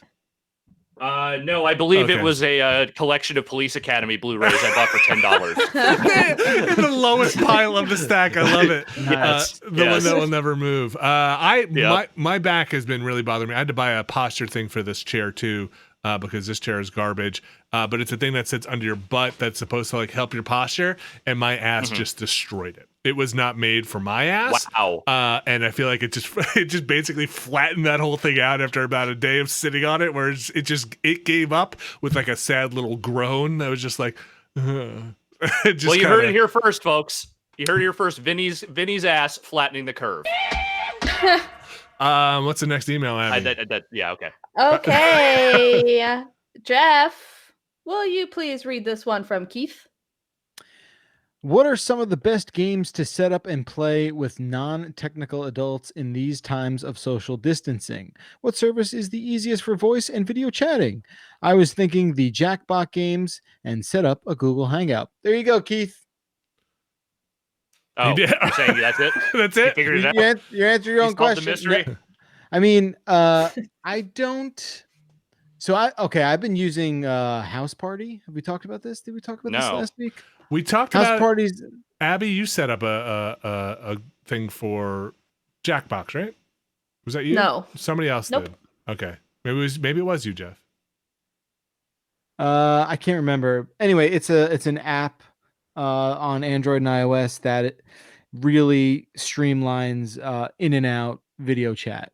So I found that to be a really great video chat solution. Of course, Hangouts and Zoom and all that shit works as well. This just was way less intrusive. Or what? It is more intrusive, meaning like you can just find yourself in a video chat all of a sudden. But if you're not careful, you just got to kind of wrap your head around the logistics of it. But the first part's a really good question. I think Jackbox is obviously like the no-brainer, but I myself have been looking for a lot of other solutions for that. I did wind up playing Monopoly Deal on PlayStation Network with a couple of people, and that was bad. Is that just Monopoly? Digital Monopoly? No, it's the card one. Oh, you might have been out that week, Abby. We had a whole Jeff on one of his ski retreats to the chalet. Yeah, was playing Monopoly Deal. Right. Yep. Monopoly Deal is amazing, and unfortunately the online version of it just like slows the game down to a snail's pace where you're just like, oh my god, like 19 different buttons to execute a move. So anyway, I don't really have like the game part totally nailed out, but I want to do that too. So I'll look to you guys. What do you think? Well, if it's just like translations from like video games to other things, I think Jackbox is a good thing because that is made to be played remotely. If you're talking physical games over a service, there are things like Roll20 and places that are made up for tabletop games. Roll20 kind of in the Pathfinder D&D stuff, a ton of tabletop RPG stuff, but there are things on Steam as well. And Roll20 could probably handle things that incorporate dice rolls, have chats, have video services built into it to make those things easier, and rule systems in them. And that's a pretty fun way to go if you need to kind of transpose a board and die rolling mechanic in there. I have not done any just like Google Chat. I mean, we've done Google Chat stuff that has been like theater of the mind games. Like we've done that for here on the Beastcast with Austin. We've done it for D&D stuff outside of there. I wish I knew, because I'd probably use it outside of this, something that really worked well remotely. I mean, I mostly just go with multiplayer online games that are just built for me too. Multiplayer stuff. Well, the Discord has like a streaming option where you can stream out your game. It seems to work fine. Yeah. So that's another option for like actually getting the video out there. But I feel like mostly how I've been playing, even with my friends, especially now that Animal Crossing is out and I'm getting like a wider breadth of people who are playing games, like even with friends who don't necessarily like know what Discord is, like it's like, oh, we can play Animal Crossing together and then we can just call each other and be on speakerphone. And like that works fine, But then also, it's with a game that they don't need to see my version of the screen for it, There's a Kickstarter I backed not that long ago. It's over. So, but it was for somebody who's making a program that makes the multiplayer environment look like miniatures when you're playing a D&D session or a tabletop RPG session, and they all look like little miniatures and they move around like miniatures. I haven't played it because it's still being developed, But it looked super neat enough to where I was like, that's kind of what I want. I want that tabletop miniature thing shared across. I don't actually want it to look realistic. And hopefully, if they ever make that, it could be super awesome. I know there's a kind of learning curve with some of that stuff, and I've done Roll20 a couple of times, and I feel like it never goes as smoothly as I wanted it to, but I bet if I really bang my head against it, it probably makes something work there. Abby, what's next? Okay, Vinny, will you please read this one from Terrence? Sure will. From an appropriate social distance, I send my greetings. Thank you, Terrence. Today is my birthday. Happy birthday. I spent it working from home since the world is on fire. Work duties are lessened and I didn't have to engage with anyone. I didn't want to. It was perfect. Nothing like an easy day at the office, quote unquote, and games all night to mark the occasion. What benefit have you discovered since being banished to the comforts of your home? Best, Terrence from Canada. Jeff, can you give him a little kiss on the cheek for his birthday? Yeah. Of course, from one March birthday to another. Mwah! I think it's weirder now that we can see you. Yeah. You don't? No, okay. I like it. Okay. Mwah! Okay, now that was weirder. He covered the camera and then did it so that we couldn't see him. Don't look at me, I'm an idiot. Yeah, like I think we said before, a whole range of situations. This is kind of a really wild time, I think. If one were to just coldly academically look at this about the fragility and the where the whole thing breaks down in, at least in the United States here, for people who are most vulnerable for this thing to affect, and where we could be better at helping those folks.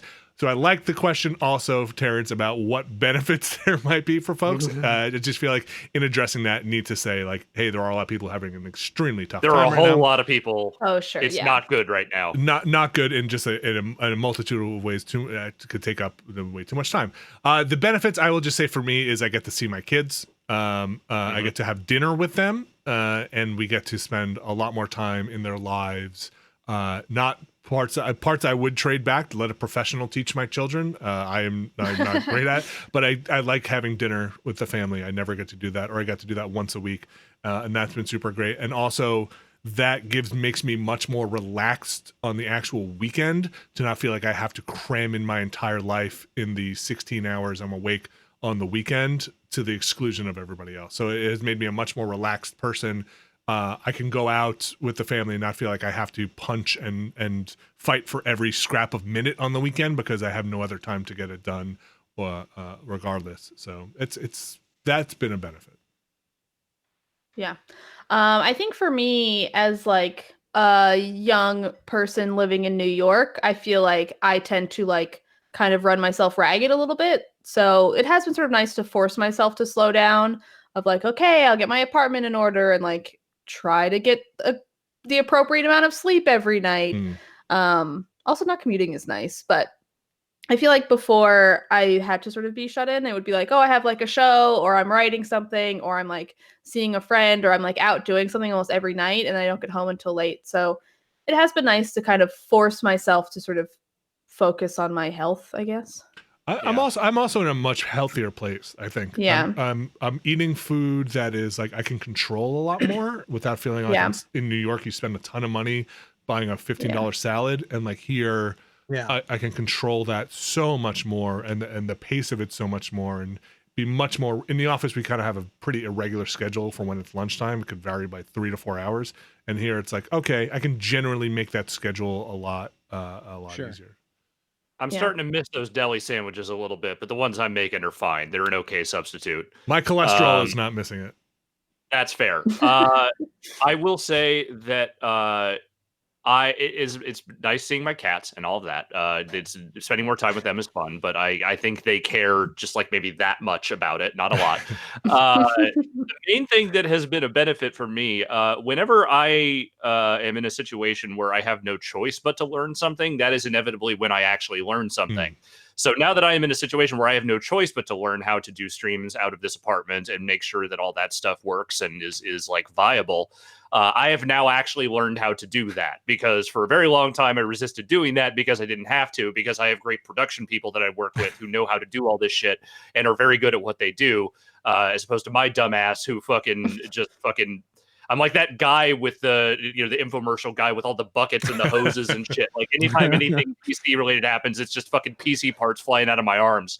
So after spending the last week and change learning how to do all this stuff, I feel like I actually have a grip on it. Like I know how to do it. And if once we're all out of this, which crossing fingers will not be super long, I can still potentially do some of this stuff from home if I want to.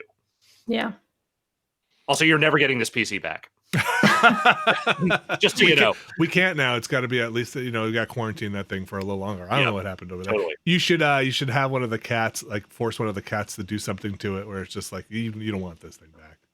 Yeah, I know they peed all over it. Have y'all seen that video? There's like a Twitch video of this guy streaming, and then the stream cuts out. You see him be like, "Oh, what's wrong, buddy?" to his cat, and then the cat barfs on his computer. No, destroys it. No. It's kind of a sweet video though, because he's clearly like concerned for his cat, and it's just like, "Oh no." I don't know if this is a benefit, but it's definitely a lifestyle change. I usually have a pretty long commute on the bus. It's like an hour and a half to 2 hours each way sometimes. And I just am not looking at my phone like at all kind of anymore. I think we talked about this last time, kind of making boundaries for work. I haven't listened to many podcasts just because, for better or worse. And just kind of absorbing my kind of anxiety with social media has gone down because I just have not been on that feed that I try to avoid generally. But, when you're sitting on the bus, you kind of check it a lot. So it's not a better or worse thing because I was never that attached to it, but it's very different. It's very different. I probably have a backlog of hours and hours and hours and hours of podcasts. So, Jeff, do you have anything you want to add? I thought you were about to say, well, the commute's better. Nice. I'm just no, you nailed upset. it. You got it. I agree with Alex. Yeehaw. Like a lot of the things that I had always been meaning to do in terms of like self-sufficiency in production and whatnot, and just even I've wanted to do the pinball stream stuff for a while, and now I'm like going towards and doing it, and like I think that's definitely been a solid takeaway, and obviously the whole time with family is going well. And I you got to make the best of it. So if you can find a way to do that, that's great. Yeah. And that again by just saying, because I was talking to my older brother the other night.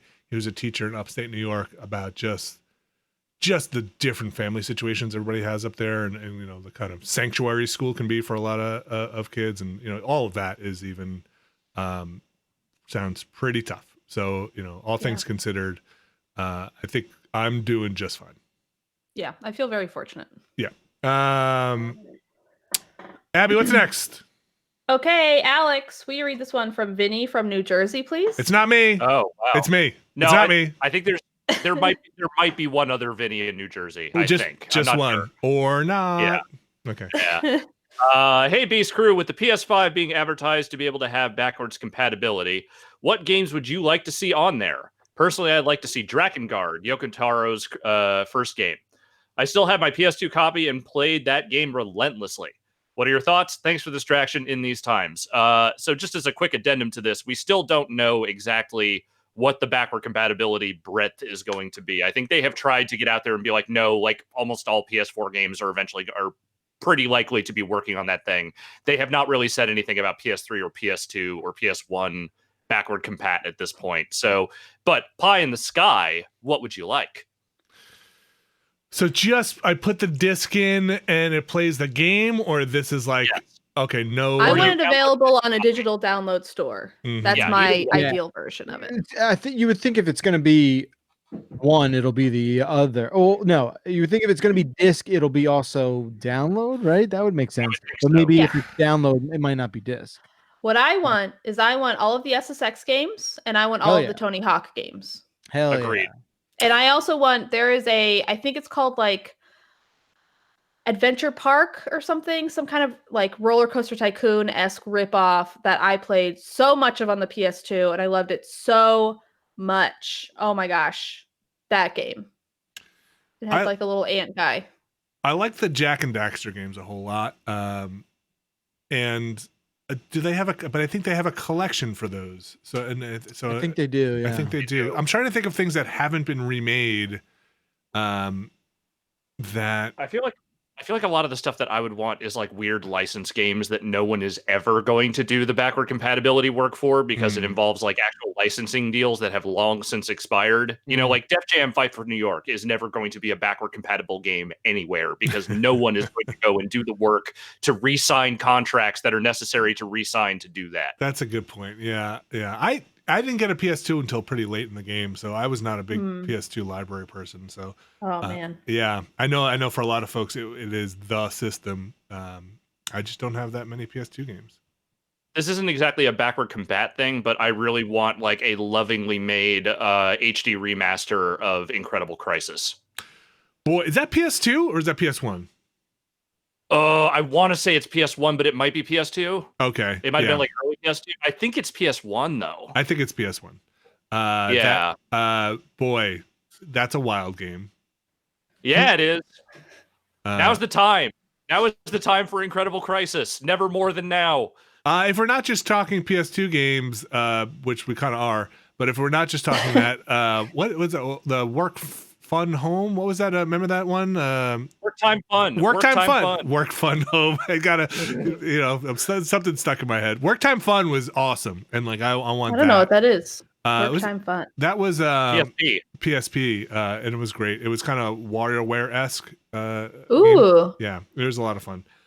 The way Jeff described that game, I think, is the most accurate, which is that it's like WarioWare if WarioWare actively hated you. Like the games are all designed to be these incredibly menial tasks, but the mini games are still fun, and then all the prizes like kind of intentionally suck. Like it's a mean game, but in a really funny way. Yeah, I really enjoyed that. Abby, what do we have next? Okay, Vinny, why don't you read this one from Mark, please? Sure. Hello, Vinny.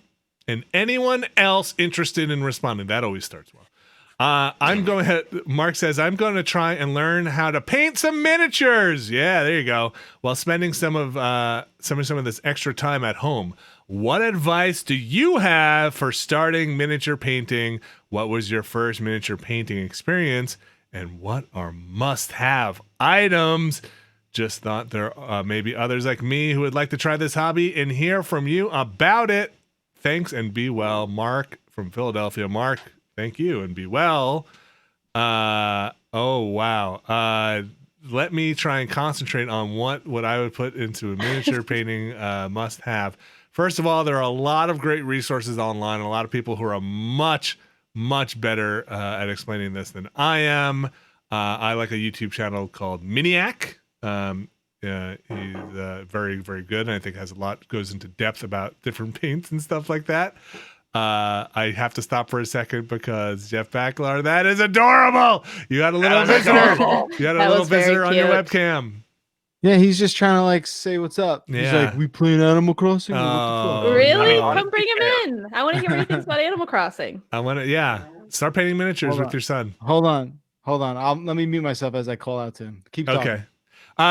Anyway, there are so many different paints out there. I think there are like Vallejo starter sets for paints that I think are very good to get into. I think the Reaper Minis learning to paint basic kits and advanced kits are also very good. It comes with paints, paintbrushes, and miniatures. Those are a very good start. I think get something to clean your brushes. There's like a little soap that you can get that is very good and very handy. Get an X-Acto knife. Get yourself to kind of clean up the minis. I think those Nolzer, if you're into Dungeons and Dragons, the Nolzer's miniatures are very good. They're pre-primed, so you don't have to spray prime them or anything like that. Yes. These aren't exactly miniatures, but they're like those miniature sets. I watch like this guy, I think his name is like Luke Towan something. He's like from Australia, and he makes them on YouTube, and I love those videos so much. They're so cool. Like dioramas? Like, is he making like little dioramas? Yeah. Yeah, with like little cars and people, and he like paints everything and glues everything. And he's talking about a lot of the items that you're talking about. Okay. Yeah, there's a lot of this paint. The Vallejo white, he loves that one. The Vallejo sets are really good, and they come in pretty decent kits. And I think those Reaper Mini paints are good. Basically, people fight over paints all the time, and what are the best kind of paints. I think getting a little the fun tack stuff and some pill bottles to put your thing on is good. Getting some basing materials is a lot of fun when you're doing the bases, and putting little dirt and grit and grime on there is a lot of fun too. A lot of adds a lot of fun to the hobby. You'll probably want some kind of varnish for the end, like a medium varnish. There's glossy, there's satin, there's matte, just to kind of make sure your fingerprints don't get all over it when you're done with it. But watch some of those channels. There's also a channel I really like called Black Magic Craft. He makes a lot of more set piece stuff. But between all that stuff, you can find a lot of it online. Get yourself don't go overboard. Get yourself like 3 brushes, 1 for washes, 1 for dry brushing, and like 1 or 2 different fine tipped ones or big ones. And then to get yourself a starter thing of paints. Try not to go too overboard, and don't buy the like $400 full line until you figure out exactly what you want. And watch somebody's video about how to thin paints and which paints thin. That's a big one. You don't necessarily want to use the paints out of the bottle. You want to thin them out so they do layers and coverage. Also, I'm about to try, and I'm going to end this so we can move on to the next one before I bore everybody. I just bought my first set of contrast paints. I bought 3 of them, 3 or 4 of them. They're Citadel's new contrast paints. They're supposed to, or not new, but they're fairly new. They're supposed to take some steps out of the process for painting. And I'm about to try those for some of my townspeople, because I have about 10 of them I need to do and wanted to see how it works. And I'm going to try that out. Bacalar, what are you doing? You've got your son there, and he's so adorable. I cannot concentrate. Thank you. Say Hello. hi. You're not gonna say. No. I want to hear what you think about Animal Crossing. No. Okay, he's not. Who's your favorite villager? Say that Do you again? have a favorite animal in your town? What's your favorite animal? What do you like about the game so far? Okay, he's talking. He's had enough. He's not into this. Talking in Animal Crossing. Yeah, what do you like in Animal Crossing? Do you like making the fit? You like the fishing? Mm-hmm. Yeah. Mm-hmm. And what else? And the tent. The tent. It's a cool Pretty tent. cool. Good tent. Do That's you like it. Tom Nook? And I like the dragon. The dragon. What? A devil's shirt. Oh yeah. Oh, cool. Mm-hmm. Very Very cool. good. You got it, bud. Done. All right, we're done. Done? here. Okay. We're done here. Okay. That'll be $400. Thank you. It's good seeing Yeah. you. Take Bye, it Dylan. easy. Bye. You remember us? Say, but wave to No. the camera. Wave. Okay. It's nice you when I said bye. Yeah, there it is. Bye, Bye. Dylan. Bye, buddy. Can you sing the PJ Masks theme song? The PJ Masks and the PJ Masks. PJ Masks and the PJ Masks. Nighttime Yes. is the right time. You choose not to. You're No, you're not gonna sing it? leaving me All right. hanging.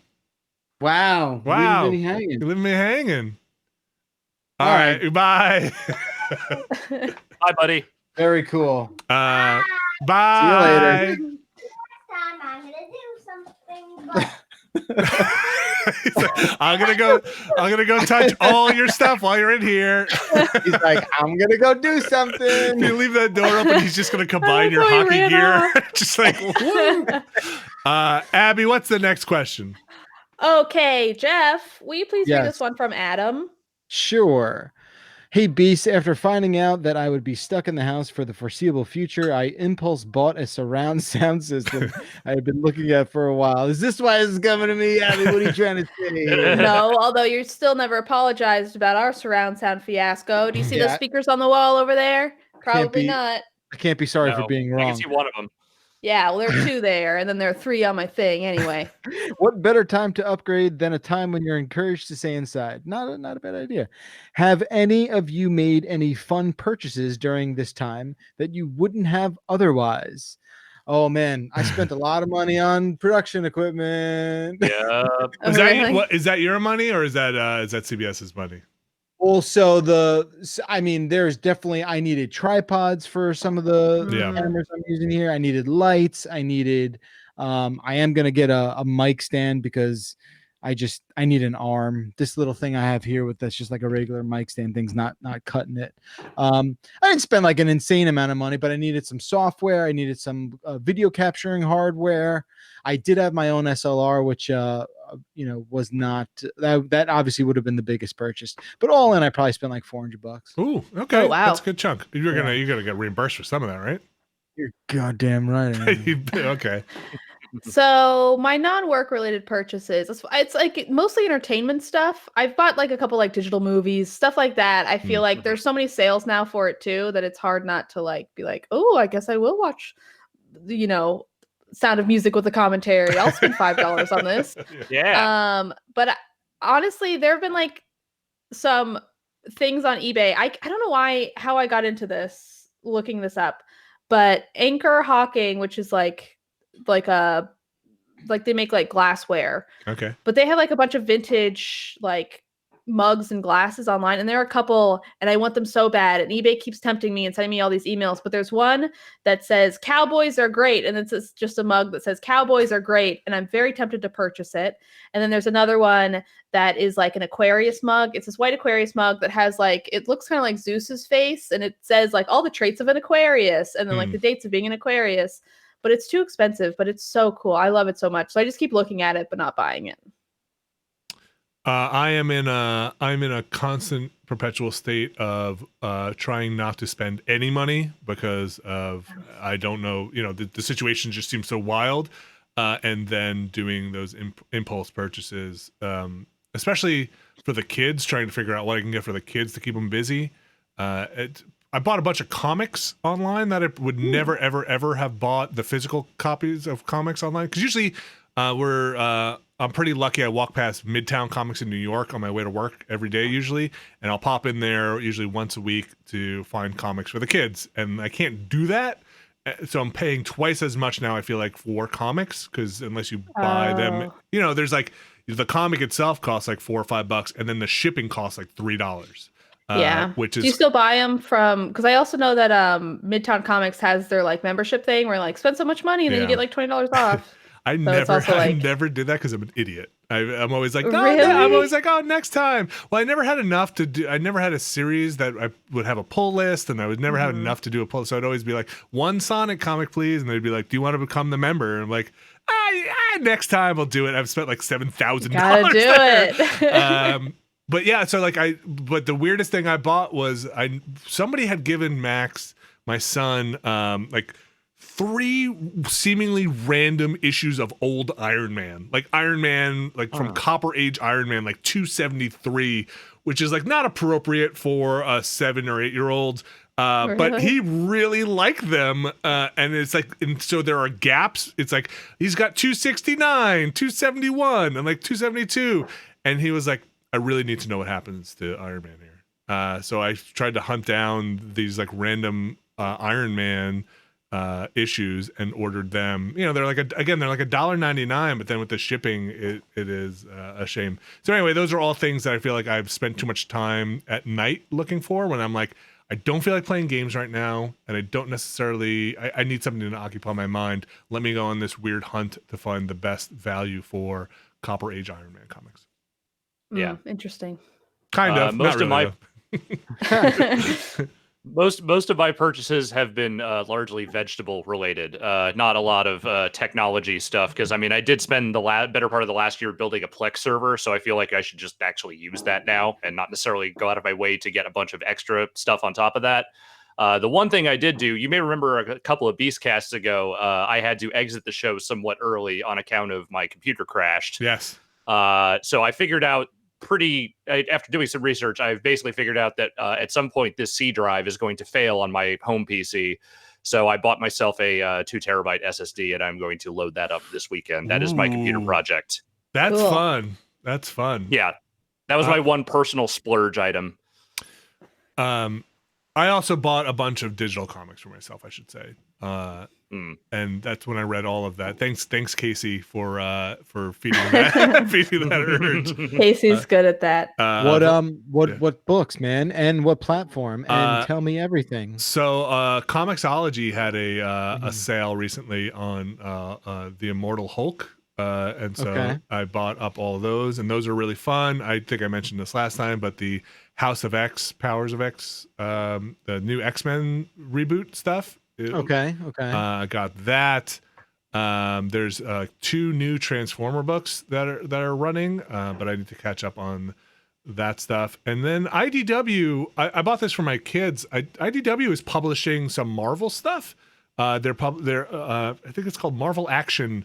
They have an Avengers, Spider-Man, Black Panther, and Captain Marvel series that are kind of aimed at young adults that I think are kind of neat.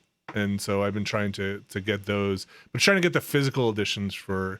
I think my son also really likes collecting the physical stuff, so trying to help with that. I do not. All my stuff is digital. It's on the iPad. You collect other things. No, nothing physical. No, I try to keep it real clean and Spartan around here. What are you talking about, Jeff? Do you want to add anything in there? No, like I said at the top, just a bunch of production stuff. I'm not buying anything crazy. Yeah. Why? Yeah. Right now is maybe not the time to start splurging. Yeah. That's fair. Yeah. Next question, Abby. Yes, Alex. Why don't you read this one from Chris while I go to the restroom? Okay. Chris says, "Howdy, Beast. Quick question that I always contemplate when I play a game that really impresses me. If you could go back in time and deliver one modern video game of your choosing to your younger self to play for a single summer, what game would you choose? Assume you could bring the game, console of choice, and a modern television and blow your tiny mind." Blow my mind. This is a weird one because it sounds good on paper, but also it's kind of like a paradox, because if you're like, you know, games are an evolution, right? And like, I'm not saying your younger self wouldn't be like blown away playing, like BioShock in 1991, but like, do you know what I'm getting at? Like, it kind of just feels like an impossible question.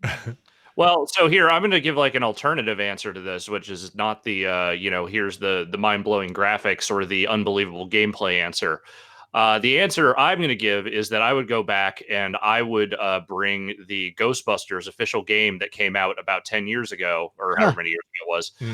And I would show my tiny self this as an example to let them know, stop wanting this, stop anticipating it, stop wishing that someone makes this game with a bunch of your beloved Ghostbuster actors, because it's not going to be what you want. It's never going to satisfy you on the level that you want it to. Just put your energy toward other things. Wow. Okay. Just squash that hope. Right.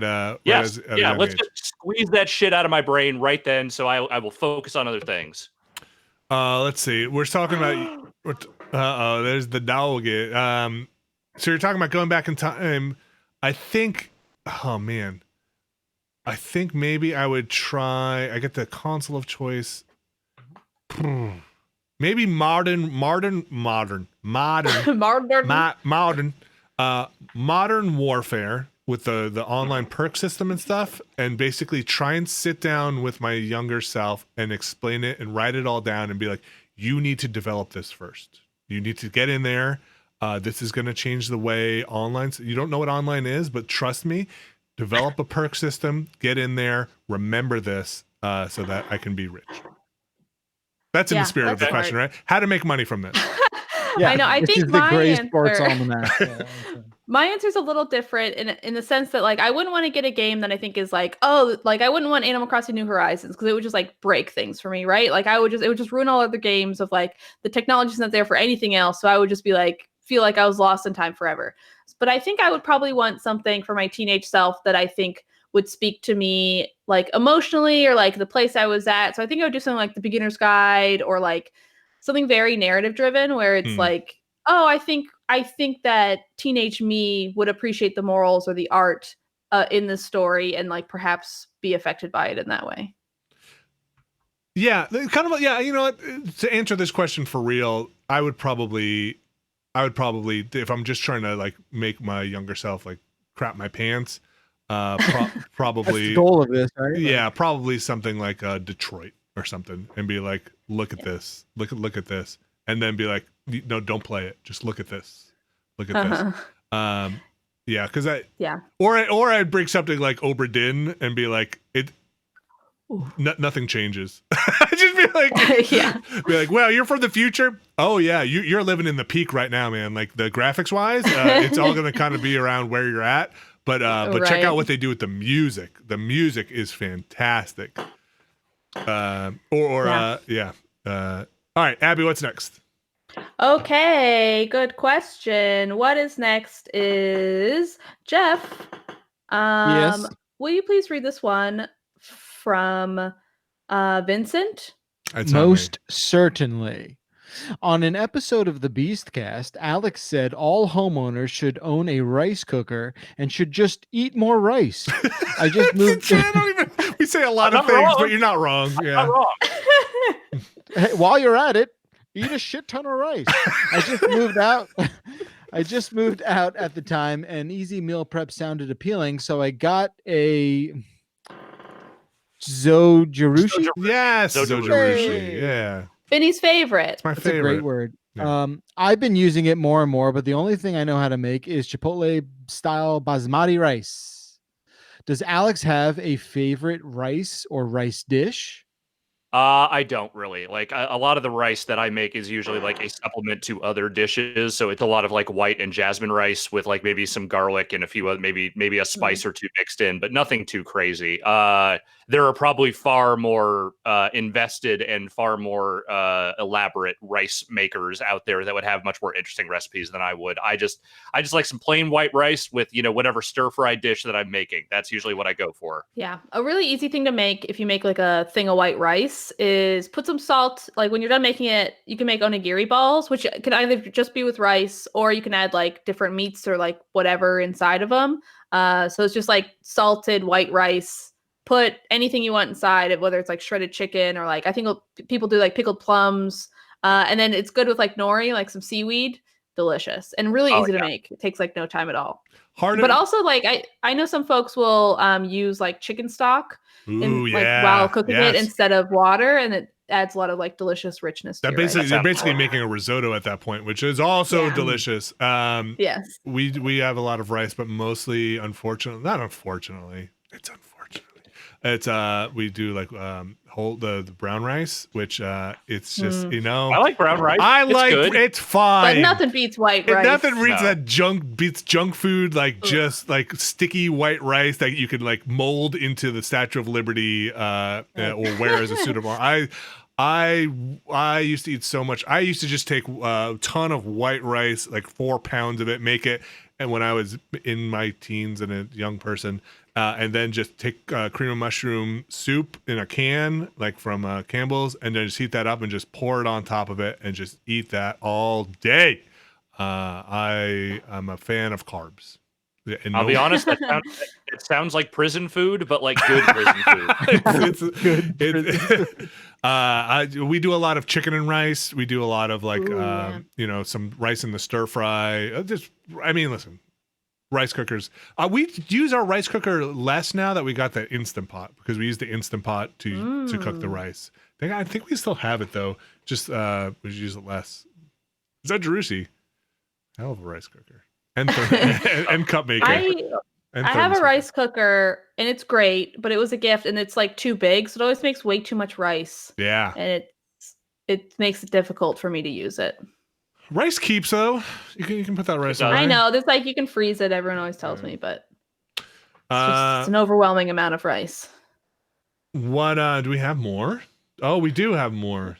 Yeah, do we want to do this one or should we just move on to corrections? I think we should probably move on to corrections time-wise. Yeah, we do. It's a long email that came in that was very nice about kind of being on the other side of some of the COVID-19 stuff from a person that had been in Shanghai. It was really interesting. They basically came out on the other side of the quarantine and they got through it and they were doing well and they had some tips, but yeah, it was very nice. You know, it was a positive thing of like, hey, you can get through it. You know, here's how. Thank you, WB. But we do want to get out of here before the next stream starts. So it must be. Oh no, I don't. Do I have this in here? I don't know if I have. Oh, you talking about the correct? I do you thought want me to, we can do it. We can do it a cappella style. I thought you did it last week. Did I? You did. Yeah, you dropped the ball did. then. Wait, I dropped the ball then? Just right now, I said you dropped the ball then about right now. You're currently dropping the ball. Wait, dropping the ball about what? About you're having the music stalling cue. now, so you can What find do you, it. I know, I'm on to you. What are you talking about? Oh, what am I talking about? Nope. Wait, one word answer. Wait, what are you talking Jeff, about? how long have you known Vinny? Vinny. No. Wait, are you I've you not- asking me or are you asking Jeff? I'm asking Jeff. How long? Corrections! You timed it right. So wait, Very well-oiled machine we are. Was Wait, it that really must just a race to play the song, or were you just like, What do you give mean? yourself a second to lead into it the way it you're must be supposed to? time for corrections. If you've got a correction, you can send it in to beastcast@giantbomb.com. That is beastcast@giantbomb.com. Wow, I can't believe how flawless we've been able to execute on all of this stuff. It really is. I think I've known you for like 7 years, 8 years. Holy cow, is it that long? I knew you before you moved out here. I think they're Jeff. not going to do that. Actually, what's up, Abby? Sorry, this is unrelated to anything. When I was in LA, I think I got lunch with an uncle, and I think you guys know each other, but we'll talk about it later. All I right. want to dox my uncle, but I'm just That's a hell of a remembering this cliffhanger. now. Okay. If you've got a correction, send it to beastcast@giantbomb.com. That is beastcast@giantbomb.com. Abby Russell, what do we have in the old correction hopper this week? Okie dokie. Alex, will you read this one from Kevin, please? Sure thing. Kevin says, hi. The phenomena Alex was talking about at the end of the podcast last week about not being able to visualize anything, that has a formal name. Aphantasia. It's pretty rare, but is, like Alex said, an inability to create pictures, visualize in one's mind. I realized I had it when talking to some friends about using their mind's eye, and I had always just thought that was some kind of phrase, not that people could actually see things in their heads. This does not mean that people with this have no creativity. For example, I run a couple of TTRPG games. It's just that my thoughts are always an understanding of what qualities a thing has and what that means. But this is never accompanied by pictures. Love y'all. So I should have emphasized again, I don't have this. Like, I do have the ability to visualize things in my brain. It's just very weak. I cannot put like significant detail into those mental images. So I don't think I have the actual condition.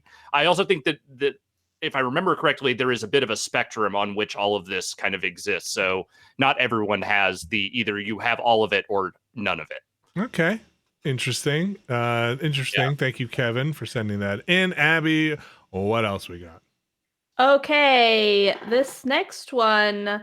Vinny, why don't you read it from Levi? Sure. Well, on the last podcast, when the Lawnmower Man was being recommended to Abby, it was mentioned that it's based on a Stephen King story.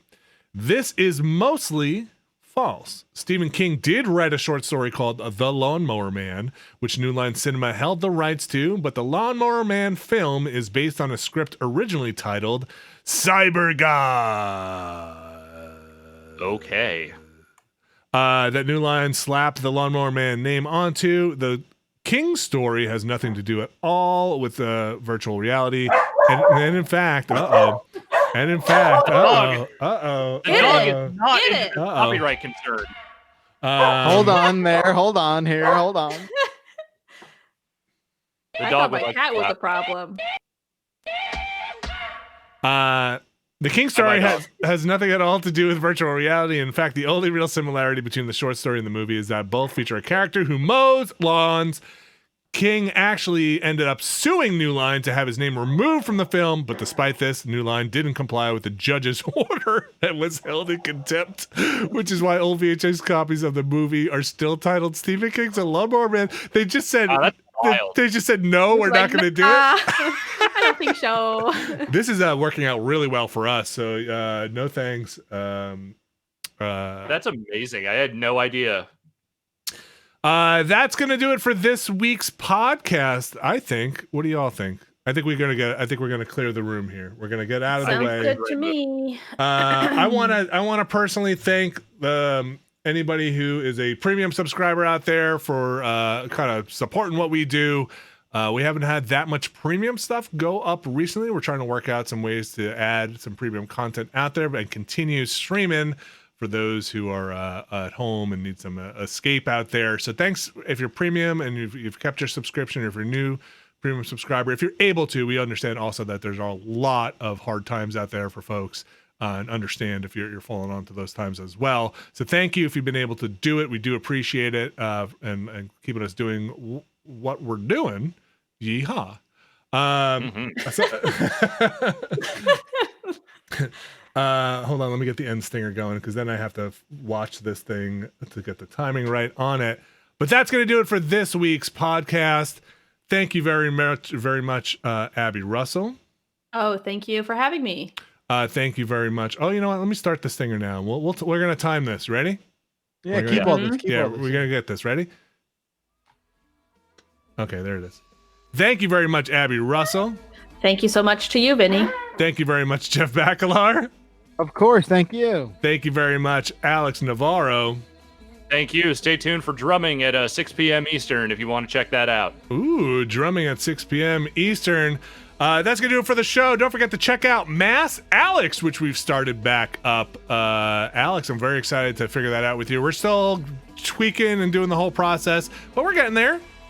I think it's going to be a viable thing to keep going for as long as we are doing this. Yeah, and a ton of other stuff coming up. If you're interested and you're listening to this just in the podcast form, you can check out giantbomb.com/chat. We've been doing streaming most days for hours and hours and hours. You can check all of that stuff out.